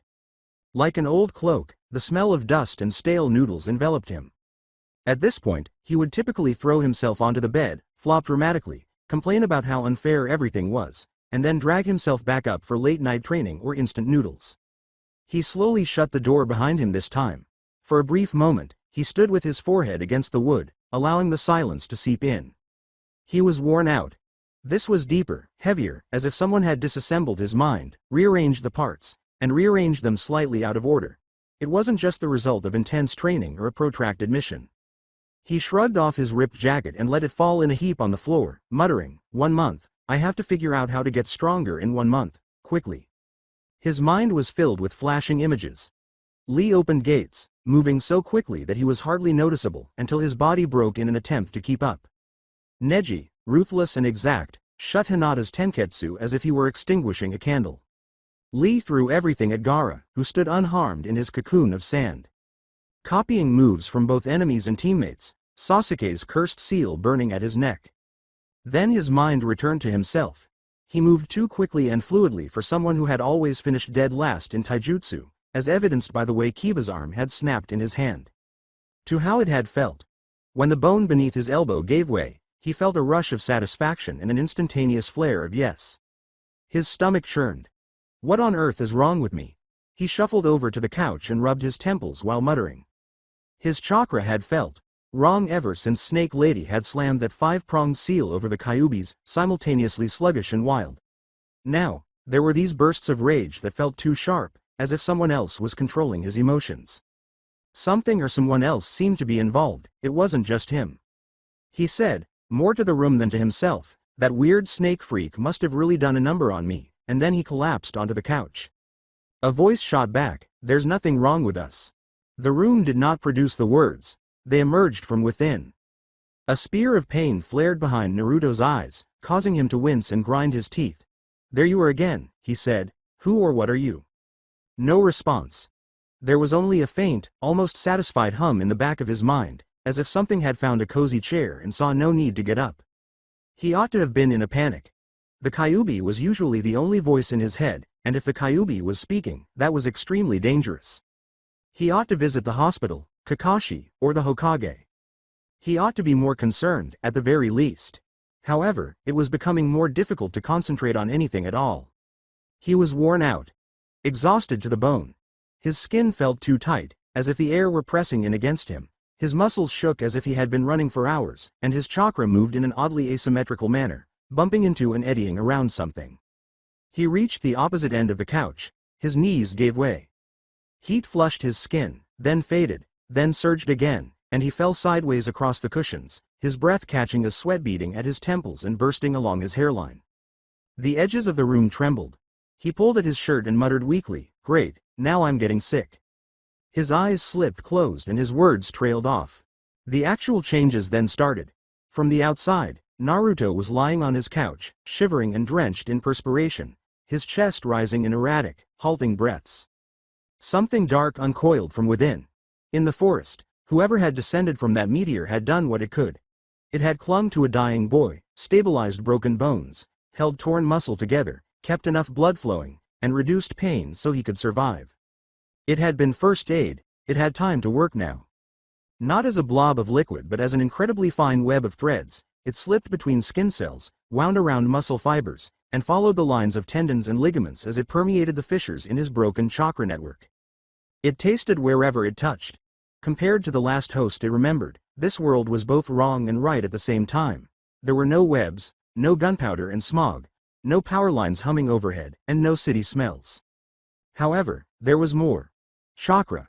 Every living thing in this place was filled with energy that was dense, structured, and bright. In Naruto's case, that energy was a storm contained in an inadequate container. His innate reserves were enormous for his age, full of raw emotion and stubbornness, pulsing through coils that Orochimaru's meddling had wrenched. Another presence was encircling that storm, locked behind a spiral of intent and ink. Huge, elderly, and enraged, even when sleeping. The symbiote touched the Kyuubi's chakra's edge. A giant red eye opened in the darkness behind the seal, its slit pupil focusing on the thin, alien threads nosing at its cage as a flicker of heat rolled back at it. The fox and the creature from the stars looked at each other for one heartbeat. The Kyuubi gave a sigh. The brat's heart continued to beat, the seal remained intact, and its prison remained, but there was something new in its host, something that simultaneously smelled like prey and predator. It's not the issue. The eye closed once more. The alien threads retreated with cautious consideration rather than fear. Not just yet. It changed its approach. It mapped its own inner currents along the boy's chakra pathways, learning their rhythm, and adjusted to the slightly different pull of gravity, the thicker, cleaner air, and the way chakra reinforced bone and muscle like steel bars in concrete instead of attempting to siphon this strange energy the way it had previously lived off adrenaline and hormones. The vessel started to get stronger after that. Tendons grew stronger and more elastic, reflex arcs shortened, nerve pathways wrapped in new insulation, signals speeding up, muscles disintegrated and rebuilt in minutes, micro tears healing and thickening, fibers that had been stretched to tearing by desperate battles in the forest being reknit and reinforced, and bones being subtly densified, calcium taken from his own stores and redistributed with merciless efficiency. The fever in Naruto increased. His body was dragged through years of training and growth in one night, and his face twisted, relaxed, and then twisted again as he moaned in his sleep and clawed at the couch cushions. Hours were used to accomplish what would have required months and years of ruthless, unrelenting work. The first signs of dawn appeared behind the Hokage monument as the sky outside changed from a deep indigo to a lighter blue. The symbiote checked its work inside. The heart is strong, the muscles are denser, The bones are stronger, the chakra is still turbulent but the pathways are clearer, and the breath is sufficiently steady. Excellent.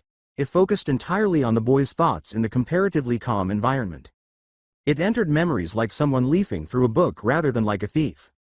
Iruka's smile as he bought him ramen, the hollow pit in his stomach every time, monster, or demon, drifted after him in whispered tones, childhood scenes flashing by. A smaller, scrawnier Naruto being chased from stalls with brooms and curses.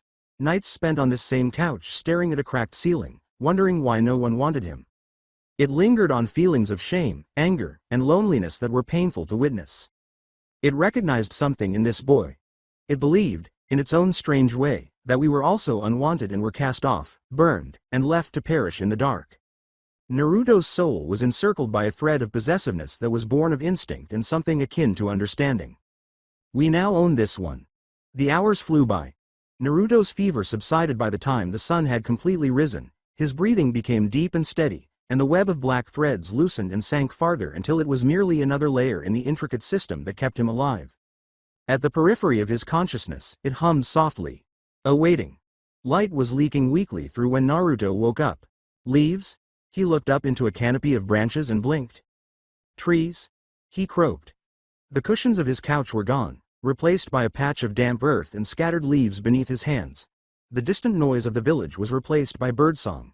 The air was fresher, cooler, and tinged with loam and sap. He forced himself upright, wincing as his stiff muscles protested. His heart pounding, he stumbled to his feet. Where am I? Is it what time? He muttered. He sounded harsh, as if he had been shouting. His body felt strange. It's just different, not bad. Instinctively, he extended his arms over his head. His spine lengthened slightly, vertebrae settling into a straighter alignment, and his joints popped in a long, satisfying chain of cracks, as if someone had spent the night pulling all the knots out of his muscles. That was the best sleep I've ever had, he remarked, sounding somewhat shocked. The last time he had woken up without feeling like he had been kicked in the ribs, he couldn't recall. He turned slowly, observing his surroundings.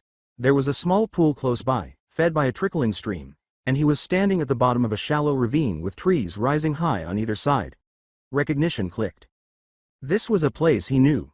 During the second exam, they had caught fish in that same water. He had returned to the forest of death. Did I sleepwalk? Confused, he muttered.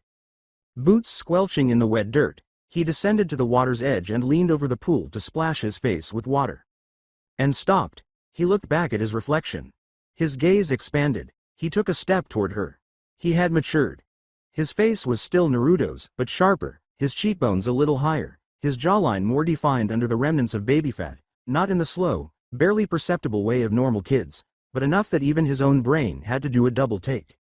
He had a thicker neck, wider shoulders, and a noticeable layer of new muscle on his arms and chest. He poked 2 fingers into his bicep. It was solid, the kind of dense, useful muscle you saw on hunters and swordsmen, the kind that resulted from years of focused, regular training, rather than Lee or Guy level absurdity. He had not completed his training. Slowly he said, "Okay, that's not normal." He bent closer, his eyes still blue, but now they had a depth, a shadow he had never seen before, and the dark circles that had been carved under them over the last few days were less noticeable. He was not ill, he was energized. I'm buzzing with it. He looked down, following his own image. At that moment, he became aware that his attire had also changed. The torn orange jumpsuit was gone. A black short-sleeved shirt clung to his torso, matte and smooth, with a deep red symbol emblazoned over his chest. A stylized dragon, wings spread, tail coiling around itself. Black shinobi sandals sat firmly on his feet, black pants hugged his legs, and bandages wrapped neatly and evenly around his calves. Naruto blinked. Is that a dragon? Where did I get these? He muttered. A voice said, think of this as a gift. Cool and matter of fact, it slid into his mind as if it had always been there. Naruto tensed up. This time, the pain was barely a twinge, more odd than excruciating, as if someone had leaned over and whispered into the core of his mind. He scratched at his head and thought, huh, there you are again. Who are you? You're where? He looked around the trees, half expecting someone to emerge from behind a trunk. Nobody did. With the exception of the typical rustle of branches and the far-off, cautious cries of invisible animals, the forest was silent. Quiet. Then, like the echo of a laugh he couldn't quite hear, There was a faint, amused rumble at the back of his mind. He went back to his clothes and stroked the shirt with his fingers. The material was unlike anything he had ever worn. It was smooth, cool, and had just the right amount of give to move with him. It flexed when he touched it, almost as if it were breathing. In the back of his mind, a tiny, sensible voice cleared its throat. "This is strange," it remarked. "You woke up in the forest of death after blacking out in your apartment. In brand new attire. In your mind, referring to them as a gift." The blonde whispered, "This is how horror stories begin." He paused. However, furthermore, he couldn't recall the last time he had received anything from someone without anticipating anything in return. Despite himself, his lips quirked. He muttered, "Well, I'm not going to complain." Examining how the shirt fit over his new body, he gently pulled at the hem. The cloth reacted as soon as his fingers touched it. Where it had previously seemed just well-fitting, it now felt perfectly tailored, hugging his shoulders and chest without pinching, loose enough at the waist to allow for movement without ever bunching, and it slid over his skin like water, molding to him with unnerving precision. Layers of the bandages around his calves and forearms lined up with the kind of practiced accuracy that no half-asleep genin could accomplish on his own, and they tightened just enough to feel secure. As he shifted his weight, the sandals snugly fit his feet, and the pants flexed, falling just right on his hips without ever threatening to slip. He dropped into an impromptu stance, rolled his shoulders, twisted at the waist, and delivered a test kick and a few lazy punches. The clothing seemed to have anticipated his movement a moment before he made it, as it moved with him. Once more, he saw his reflection in the water. A red dragon curled over his heart, black on black. He appeared to be older, more acute, someone who might truly belong on a battlefield, rather than the class clown that everyone instantly shunned. The voice purred with pleasure. "Now we look like something to be afraid of." He gave himself a sly smile. "Not bad," he said candidly. He stood up straight and took a deep breath. He could now distinguish distinct scents in the forest air, which had previously been a green haze. Damp earth, sap, distant animal musk, and stale blood from an old kill. The air tasted different now, clearer and more layered. His mind wandered. He recalled the first night in the forest of death, when Sakura was whining about bugs.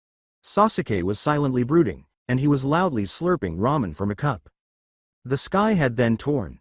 A tiny, brilliant meteor had streaked overhead, leaving sparks in its wake.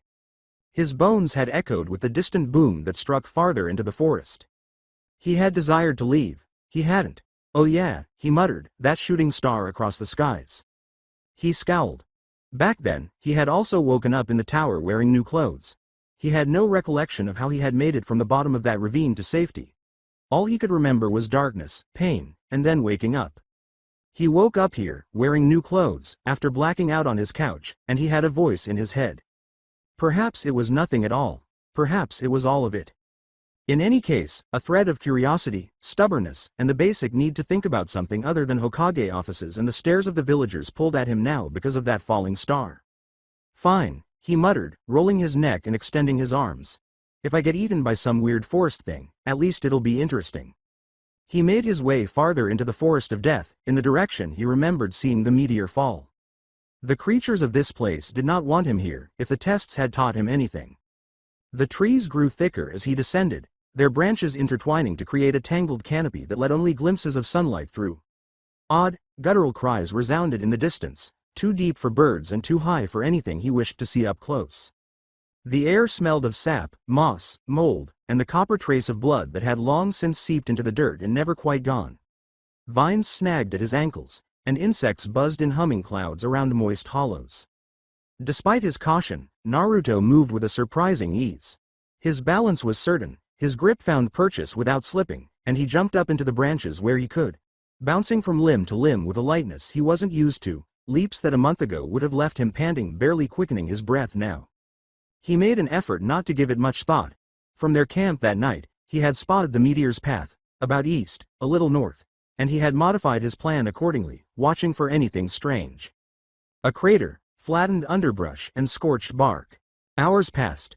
Sweat dampened his shirt between his shoulder blades, but his legs did not tremble, and his lungs did not burn as the sun rose above them, shifting the angles of the little light that passed through the canopy.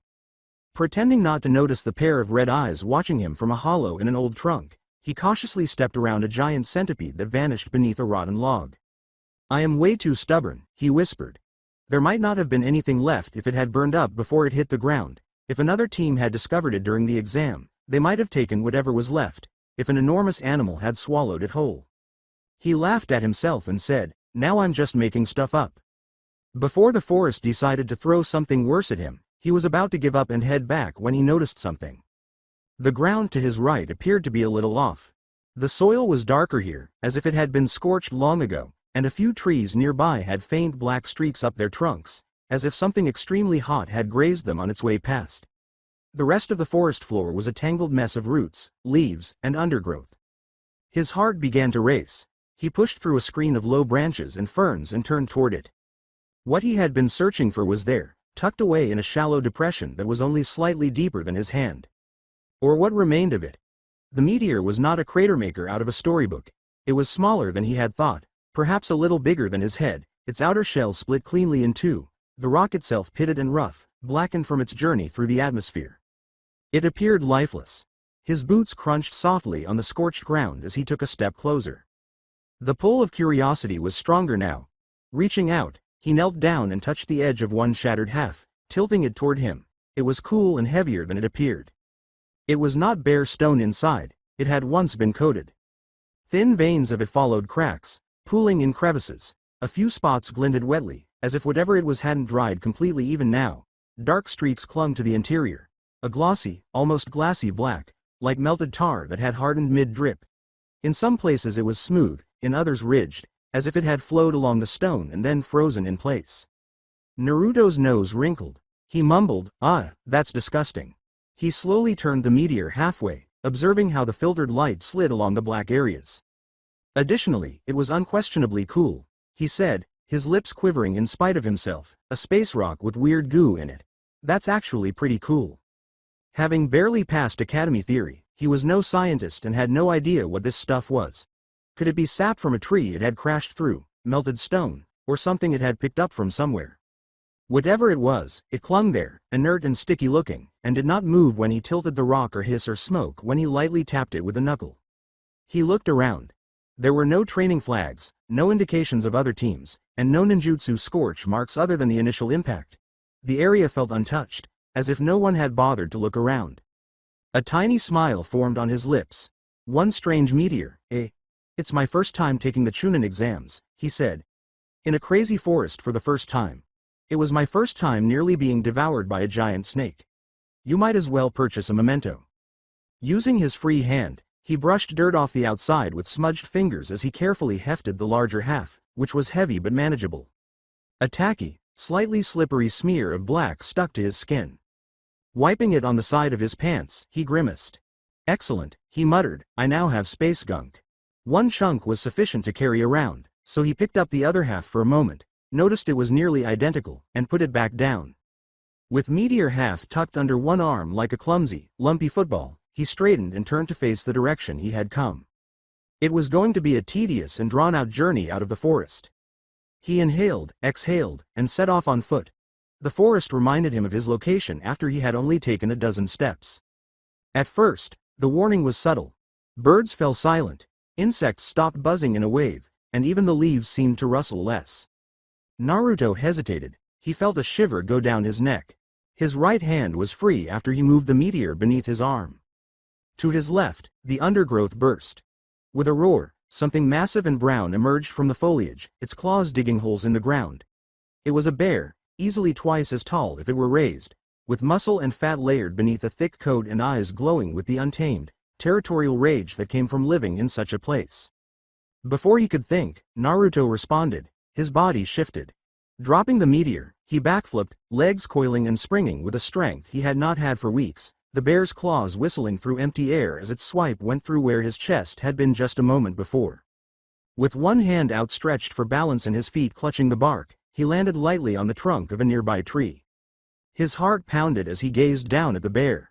Up close, Naruto could see old scars crisscrossing its shoulders and muzzle, as if it had clawed its way through this nightmare forest for years. The bear swerved, spraying dirt, then spun toward him, roaring once more. Massive paws slammed into the tree trunk as it lunged for it, causing the wood to tremble.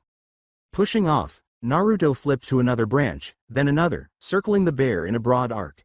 His body felt light and responsive, and each time he landed precisely where he had aimed, he did so. No mistakes, no awkward adjustments.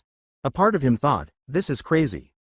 Frustrated, the bear roared up at him before dragging itself partially up the trunk with its claws. Naruto squinted his eyes. He sank behind it. He tucked, spun, and stretched a leg at the last second, causing the bear's snout to smash into the bark as the leaves tore around him. With a roar, the beast twisted and swiped blindly at him with one enormous paw. Feeling the wind of the strike just a breath away from his hair, Naruto ducked under it with plenty of space, slid across leaf litter, his boots finding purchase, and emerged on the other side of the bear. This was the first time he had moved like this. Not this naturally, not this cleanly. With its jaws open and its teeth exposed, the bear charged once more. Naruto jumped and planted his feet. The muscles in his arms and shoulders bunched and released with explosive efficiency as he leapt over the beast's head, his hands briefly landing on its skull as a springboard. He spun on his heel and landed in front of it. The bear lurched forward, unbalanced, as it attempted to stop but was betrayed by its own momentum. Then Naruto entered its area. With one hand, he grabbed its lower jaw and the other sprang out, fingers tangled in the thick fur at the back of its neck. He sank his feet into the earth. His back and leg muscles cried out in protest, but they resisted. The forest appeared to hold its breath for a heartbeat. Naruto then gave a wrench. The world narrowed to the line of force from his heels through his spine, through his shoulders, into his grasp as he redirected the bear's weight, using its own charge against it, twisting and pulling. The bear lifted its paws off the ground. The enormous animal hung in midair for a brief moment, its entire weight pressing against Naruto's arms. He then slammed its head down. The bear's skull struck the compacted earth with bone-jarring force, and the impact cracked through the clearing like a thunderclap, spraying leaves and dirt. The animal became lifeless. With his eyes wide and his chest heaving, Naruto stumbled back a step. He gazed at the motionless figure, waiting for it to move, to raise itself again, to roar. It didn't. A bird called hesitantly in the distance, and the buzz of insects returned, hesitant at first, as silence gradually returned around them. Naruto's gaze shifted from the bear to his hands. They were trembling, not out of fear, due to adrenaline. He felt the latent strength in his fingers as he flexed them, the absence of actual pain in his muscles, and the way his lungs weren't burning as they ought to after such an accomplishment. In a whisper, he said, "I could have never done that before. Not even with a miracle and a full tank of Kyuubi chakra." His gaze was fixed on his hands. Then a slow smile, half wonder, half disbelief, appeared on his face. He exhaled, "Whoa, this is something else." After a while it was just what he needed for lunch. For Naruto, Ichiraku was more than just a ramen stand. It was a small counter with a few stools that combined church, therapy, and home. The aroma of broth, soy, and grilled pork could cut through any bad day like sunlight through fog. He used one hand to push the curtain aside. "Yo." He came to a halt. The old man's eyes swept up and down once, taking in the black clothing, the wider shoulders, and the sharper jawline. Tucci, who had turned at the sound of the curtain, actually blinked. "Oi, Naruto," he uttered slowly, "you look different, kid." Ayame's eyes widened even wider than her father's as she leaned over the counter and wiped her hands on her apron. "Whoa. Have you changed all at once?" Half seriously, half jokingly, she asked. "Guess all that ramen finally paid off," Naruto remarked with a tiny smile as he scratched his cheek, a familiar gesture that appeared strangely mature on his now less boyish face. Whatever else had changed, he was still Naruto here, and even though it was quieter than his usual explosive laughter, there was warmth there, and perhaps that was what calmed them down the most. This village would be full of giants if ramen caused people to grow like that, Tucci snorted, turning to face the pot. "What will it be?" Naruto slid onto his customary stool and said, "1 miso. No, 3 miso. Extra chashu. Extra egg, and we'll start from there." "Start from there," he says, Ayame muttered in amusement, blinking. "All right, coming right up." The black fit him in a way that made him look older, more like a real shinobi than the noisy brat who used to trip over his own sandals in here. They eyed his new clothes, the absence of the eye-blinding orange, and the crimson dragon on his chest. However, they remained silent. He was still the child who had sobbed into his bowl of ramen when Iruka bought him his first bowl, regardless of what he was wearing. And the thing inside him remained calm because of that more than they realized. In between bites, Naruto spoke animatedly about the Forest of Death, carefully omitting the scene where he had nearly perished in a ravine. Giant snakes, eerie grass nin, the preliminary stages, Sasuke's battle, Lee and Gaara, and bowl after bowl. 5, 10, 15, 20. Ayame laughed at his depiction of Kiba's face when his arm broke, but she winced later at the cruelty of it. Tucci listened, nodding, and occasionally gave straightforward advice encased in tales of shinobi who had trained there previously. As he spoke, Naruto's hands moved, making arcs in the air, imitating attacks, and dramatizing reactions. The old energy was still there, but it burned differently now, less dispersed and more concentrated. The darker thoughts faded for an hour.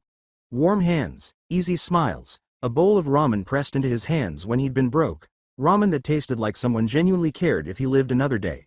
All of his memories of this place were positive. The voice inside remained silent, alert but relaxed, tasting the satisfaction in his blood, the way his breathing slowed, the way his muscles relaxed when Tucci ruffled his hair as he had done 100 times. We like them, and they feed us with what may have been a sense of fulfillment. After finishing his last bowl, Naruto sighed and leaned back, placing his hand on his stomach.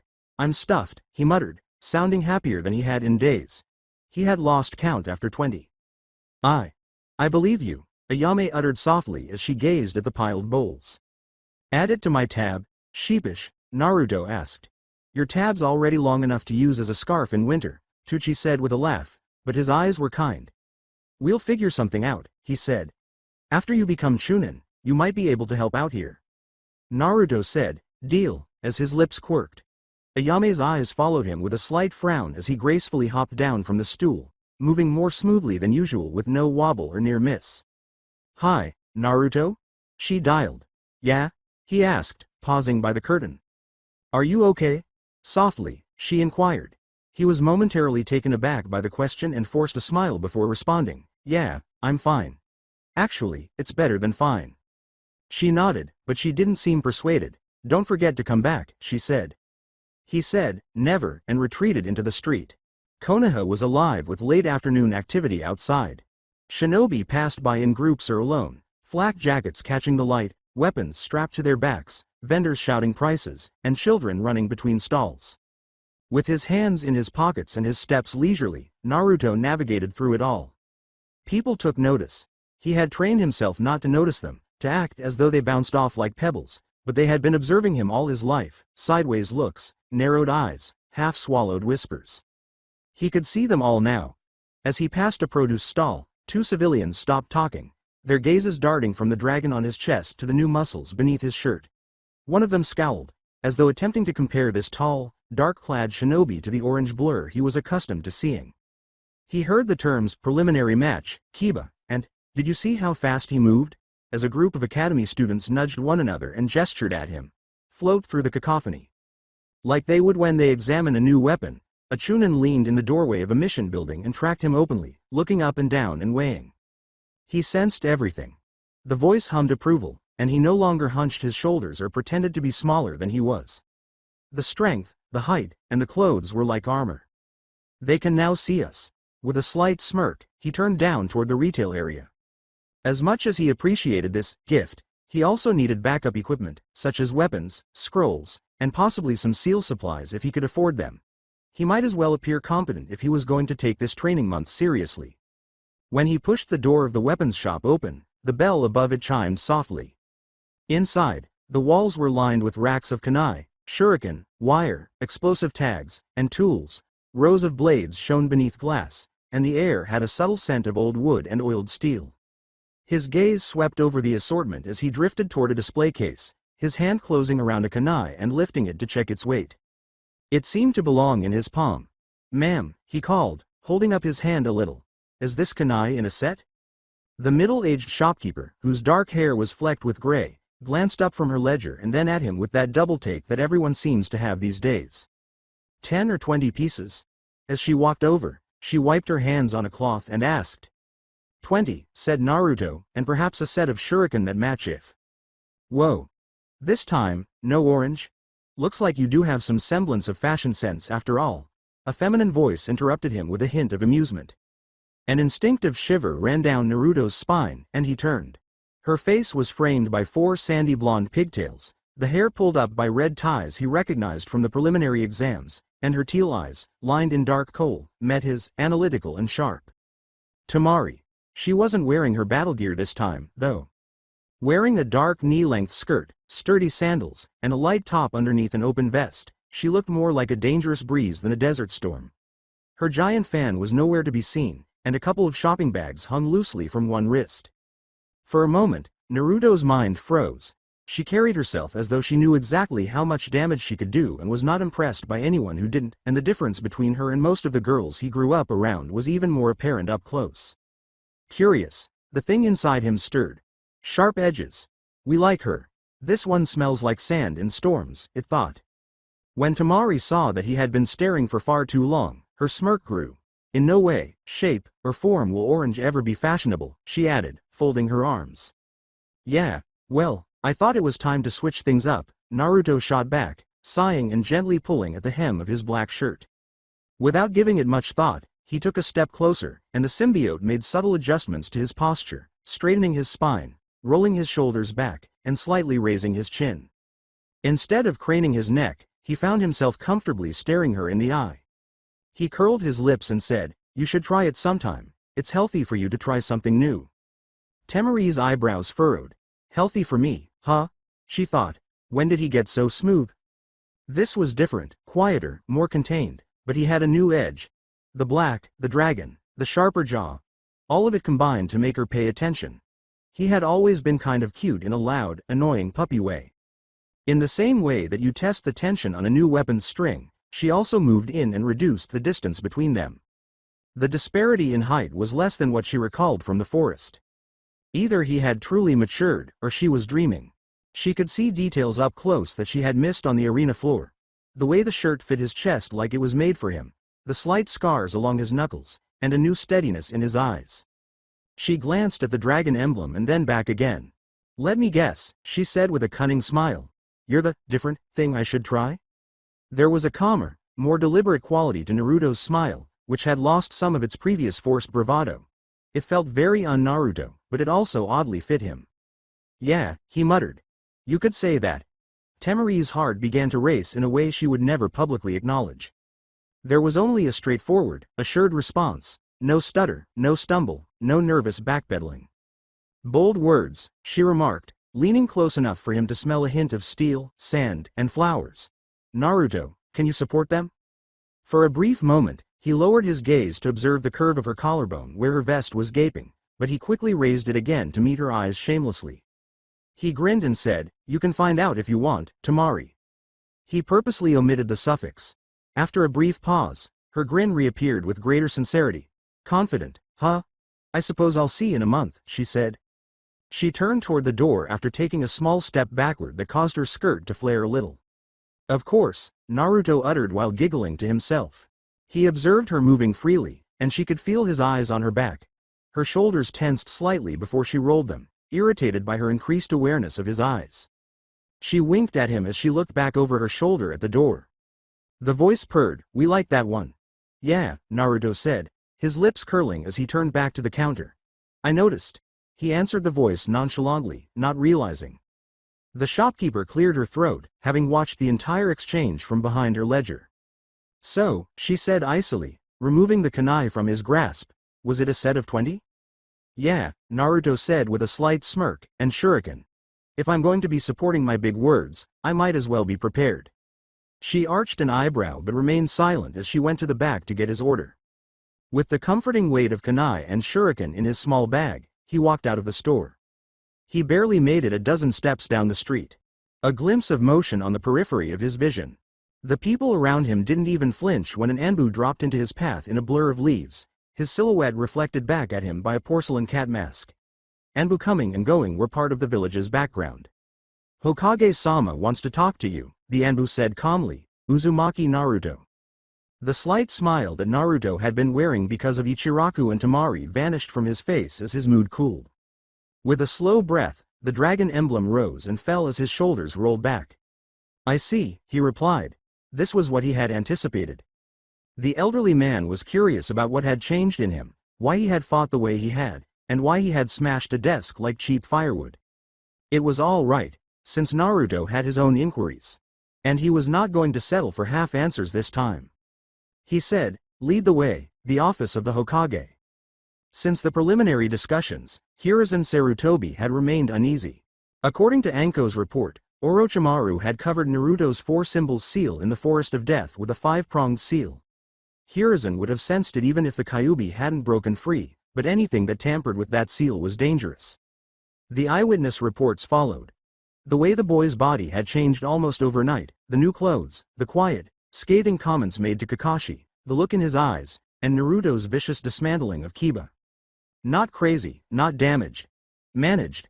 He gazed at the office door, the pain in his chest growing more intense by the second. "Naruto, what happened to you?" The lone eye that was visible flickered between the door and the Hokage. The brow slightly furrowed as Kakashi stood off to the side, hands in his pockets, posture deceptively lazy, but beneath the mask, his face was anything but. Near the wall, an Anbu wearing a cat mask waited silently. "Send him in," finally said Hiruzen. With a nod, the Anbu disappeared. The door opened a few moments later. Naruto took the initiative. The mind of Hiruzen resisted for a moment. Over the course of 12 years, he had seen this boy run around the village wearing clothes that were 2 sizes too big, scrape knees on the stairs of this very tower, and smile up at him with ramen on his face and missing teeth. That boy wasn't this one. The orange that had always softened him was gone, along with the clothes that fit too well and the shoulders that were overly full. Everything was black, from the chest to the sandals. The eye was drawn to the red dragon on his chest, which seemed to identify him as something new. At close range, the difference was obvious, not just in height, but also in Naruto's posture, with his weight evenly distributed, his spine straight, and no apprehensive foot-to-foot shifting. Kakashi straightened almost imperceptibly. After passing over Kakashi, Naruto's eyes lingered for a brief moment before continuing on. He didn't say, "Hey," or "Hi, Gigi." He didn't grouse about being brought here, and he didn't make any jokes about the desk or the pile of papers. He moved forward in slow, deliberate steps before coming to a halt in front of the Hokage's desk. Hiruzen felt his stomach sink as he met his eyes. They remained clear and blue, however, they were no longer open. There was a calm that felt less like serenity and more like everything had been pushed behind a door and locked, where there had always been emotion at the surface. Frustration, joy, anger, confusion, and desperate hope. There was calculation, thought, and pain. No boyishness, though. Hiruzen felt a sharp pang of regret when he realized he had missed it. Silently, "Thank you for coming, Naruto," he said. "You sent Anbu," Naruto remarked with a slight half shrug. "Didn't feel like I had a choice." Kakashi's gaze darted up and down. "Fair enough," Hiruzen said, exhaling slowly. "Then I'll get straight to the point." He leaned forward a little and steepled his fingers. "So Naruto," he responded, "how did you fare in the forest?" Naruto gave a single blink. "I don't understand the question," he said calmly. "Too evenly. You weren't like this last week," Hiruzen remarked. The growth, the clothing, the way his chakra felt different when he was close, he didn't bother to mention the obvious. "You mean my physical appearance?" Naruto asked, cocking his head slightly, he inquired. "That," Hiruzen admitted, "and your behavior." Naruto hummed thoughtfully. "I'm afraid I can't answer that question," he finally said. "Is it really that unlikely that I'm developing on my own?"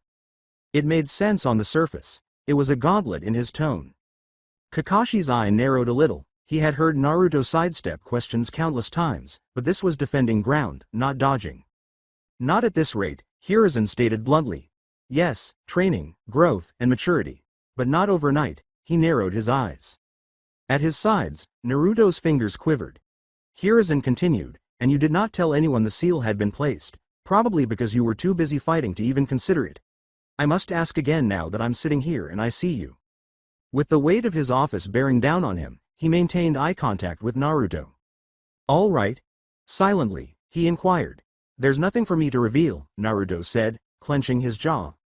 Hiruzen furrowed his brows. "Nothin'? You came back changed, Naruto," he repeated. "You have a different manner. All of a sudden, your fighting is vicious and effective. Or is there nothing? If something goes wrong, you know I'm here to help." A half smile without humor curled Naruto's mouth. "Hokage-sama," he said in a flat voice, "I'm not trying to conceal a big scheme. I felt different when I woke up. I have a different appearance. I'll admit that I feel a little angrier than I used to. My body feels strange, he said, looking down at his own hands. Heavier. Lighter. I have no idea how to describe it. I don't have a clear cause if you're asking me for one, he said, shaking his head. In the forest, I fainted. In the tower, I awoke. All I know is that. Naruto narrowed his eyes and continued, even if there was more, why should I tell you when you never tell me anything? The room's air became thicker. Naruto, explained Hiruzen. You say you don't like me keeping secrets, Naruto remarked, his tone darkening. But you've been doing that my whole life. Kakashi tensed up. When Naruto noticed the slight reaction, he filed it away and continued to stare at the Hokage. So, he muttered, you can't even tell me who my parents are? I have to be honest about everything about myself. The word hung like a blade between them. Hiruzen winced. Kakashi's eyes fell to the ground before him. Naruto declared, you're both hypocrites.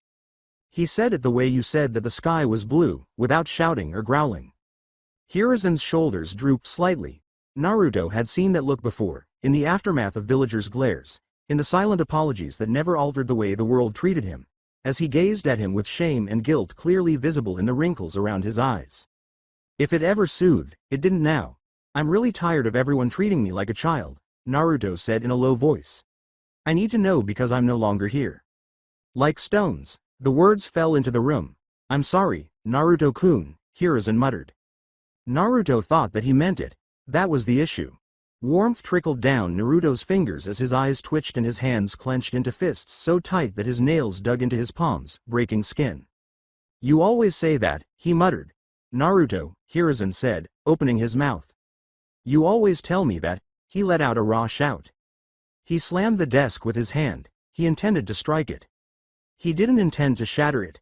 An inkpot shattered, black liquid splattering over mission reports and the Hokage's sleeve.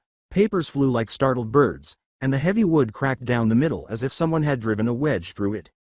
For once, Kakashi's lazy calmness vanished as his eyes widened. With their chakras flaring, the Anbu in the shadows tensed as one, prepared to move. Stand down, Hiruzen said in a whip-like voice as his hand snapped up. Splinters protruded from Naruto's knuckles, but the pain was barely felt as he remained hunched over the wreckage, shoulders heaving, blood streaking the broken wood in thin lines. Something else twisted in his chest beneath the anger. He hadn't refrained, it had also been simple. He struggled for control as his heart pounded and he forced air into his lungs. His voice broke, and he closed his eyes and gritted his teeth before forcing the words out once more. Just stop saying that, he muttered, the edges of the sentence frayed. I'm tired of everyone treating me like some untrustworthy nuisance. Something that needs to be controlled. Observed. Explained away. He detested the tremor that was there. All right, Hiruzen finally said. Naruto opened his eyes. No explanation, no defense, no, but. Just. Okay. The quiet flutter of falling papers was the only sound to break the silence. After a moment, Hiruzen said, Naruto, I am sorry, for not telling you about your parents. Naruto clenched his jaw. The Hokage went on, your parents had many enemies, powerful enemies. People who may have pursued you due to your blood, not the Kyuubi, due to what you stood for. Not only was he physically worn out, but he also appeared older than Naruto had ever seen him. We feared those enemies would target you if their identities were known, he stated. We thought it would be safer if no one found out, if you were unaware. Naruto chuckled briefly and brittly. Your reasons are nothing but excuses, he replied. You know full well I could be killed by villagers, on a mission, or by these enemies you're so scared of. Eyes hard, he raised his chin and said, remember that I'm a shinobi? Hiruzen was unable to look him in the eye. You didn't tell me because you didn't trust me, Naruto went on, his words coming more steadily now. Because the demon brat was easier to manage if he didn't know who he was. For a moment, Hiruzen closed his eyes. I am sorry, Naruto, he said again, since there was nothing more to say that wouldn't be an additional layer of explanation. I failed to protect you. You must despise me, I know that.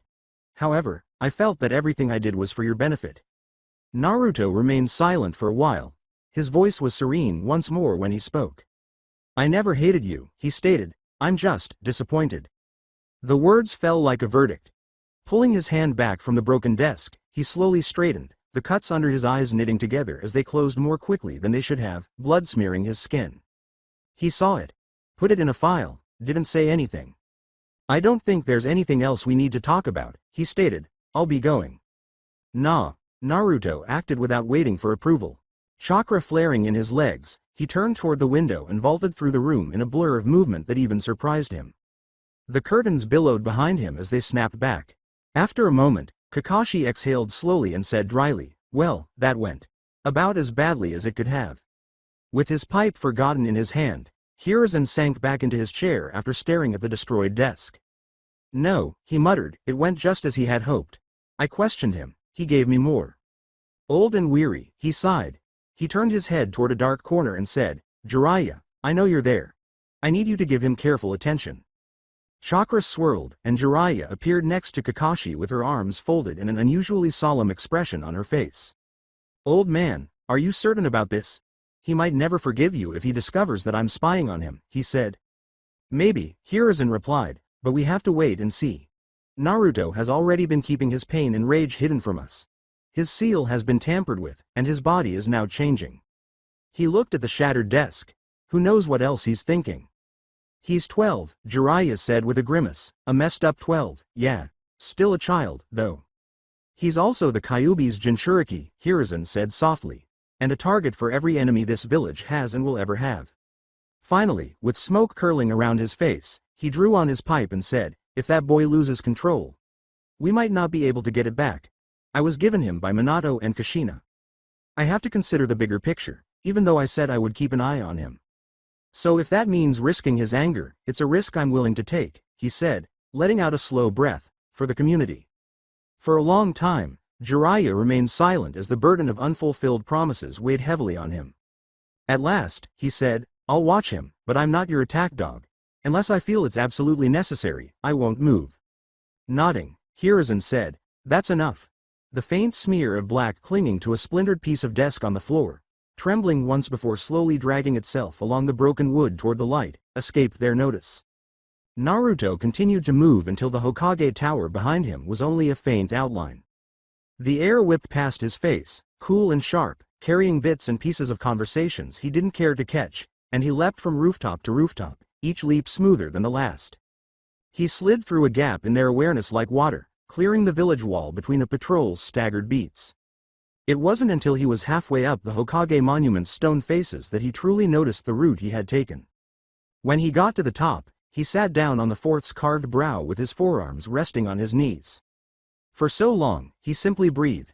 From above, the expanse of Konoha below appeared tranquil and complete, with rooftops and streets, market stalls and training grounds, smoke rising from chimneys, and sunlight catching on windows. Never before had it felt so alien. On Team 7, he had never really felt comfortable. When you put 3 children together and told them to trust each other with their lives, you get teams fighting, teammates yelling, and sensei reprimanding, he had told himself. However, that additional layer had always existed. Sakura would sigh when he spoke too loudly. Sasuke would roll his eyes when he proposed a plan, and Kakashi would half cover his face with his book and respond with, "Maybe next time," to every request for actual training. It hurt differently to have it come from the people who were meant to be his allies, even though he had grown up on being denigrated. And there were the eyes beyond Team 7. The eyes, always. Every time he was in line at the market, on missions, or in training, someone was always keeping an eye on him. From behind a stall, from the shadow of a rooftop, or from the corner of their eye. Waiting, judging, and weighing him. Sakura watched him like the dim-witted child who could blow everything up at any moment. Kakashi slid his gaze between them like he was marking papers, and Sasuke measured his progress as if he were just another standard before Itachi. Peering over vegetable crates, civilians recoiled slightly as he went by. With their hands close to their weapons, Chunin is positioned at a crossroads. If he wanted to lie to himself, he could always pretend he hadn't seen Anbu masks on rooftops. He was not trusted by Konoha. Deep down, he had always known, but he had covered it up with ramen, yelling, and practical jokes, as well as loud dreams of becoming Hokage that drowned out any mention of monster. Perhaps it would hurt less if he pretended not to see it. It didn't. He recalled what Neji had said about a caged bird and fate. He gave a sardonic grin. A caged fox, more like it, he whispered. Not quite awake, but listening, the voice inside stirred.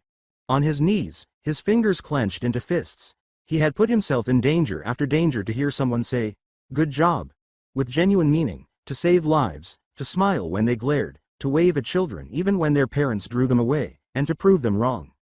There were moments when it seemed that his troubles had only resulted in thicker skin and a shorter fuse. His hair was pulled by the wind.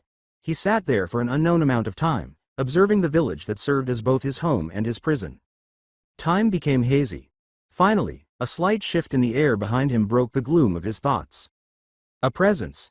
It was just presence, like a shadow that had always existed but only now decided to let him notice it. It wasn't killing intent or chakra flaring. From here, the village appears lovely, doesn't it? The voice was calm and composed, but it had become rough with age. Naruto's eyes widened abruptly. He pivoted. A few steps behind him was a man. He had a plain, sleeveless kimono jacket hanging over his shoulders, a simple wooden cane in his right hand, and bandages covering his right eye and wrapping around his head, vanishing beneath a mop of graying hair. His steady, dark visible eye was fixed on Naruto. Something in the back of Naruto's stomach flinched, even without knowing his name. The part of him that had become adept at spotting danger without thinking about it completely stopped. Naruto gazed. The man with the cane and bandaged eye turned to face the other way. The world appeared to hold its breath as well. Yo guys, it's RyugaXD. You already know YouTube has its limit size, so if you want to see the spicier, uncensored, and exclusive stuff I can't post here, check out my Patreon. That's where I drop all my 18+ lemon content, early uploads, and more. Links in the description. Come join the fun.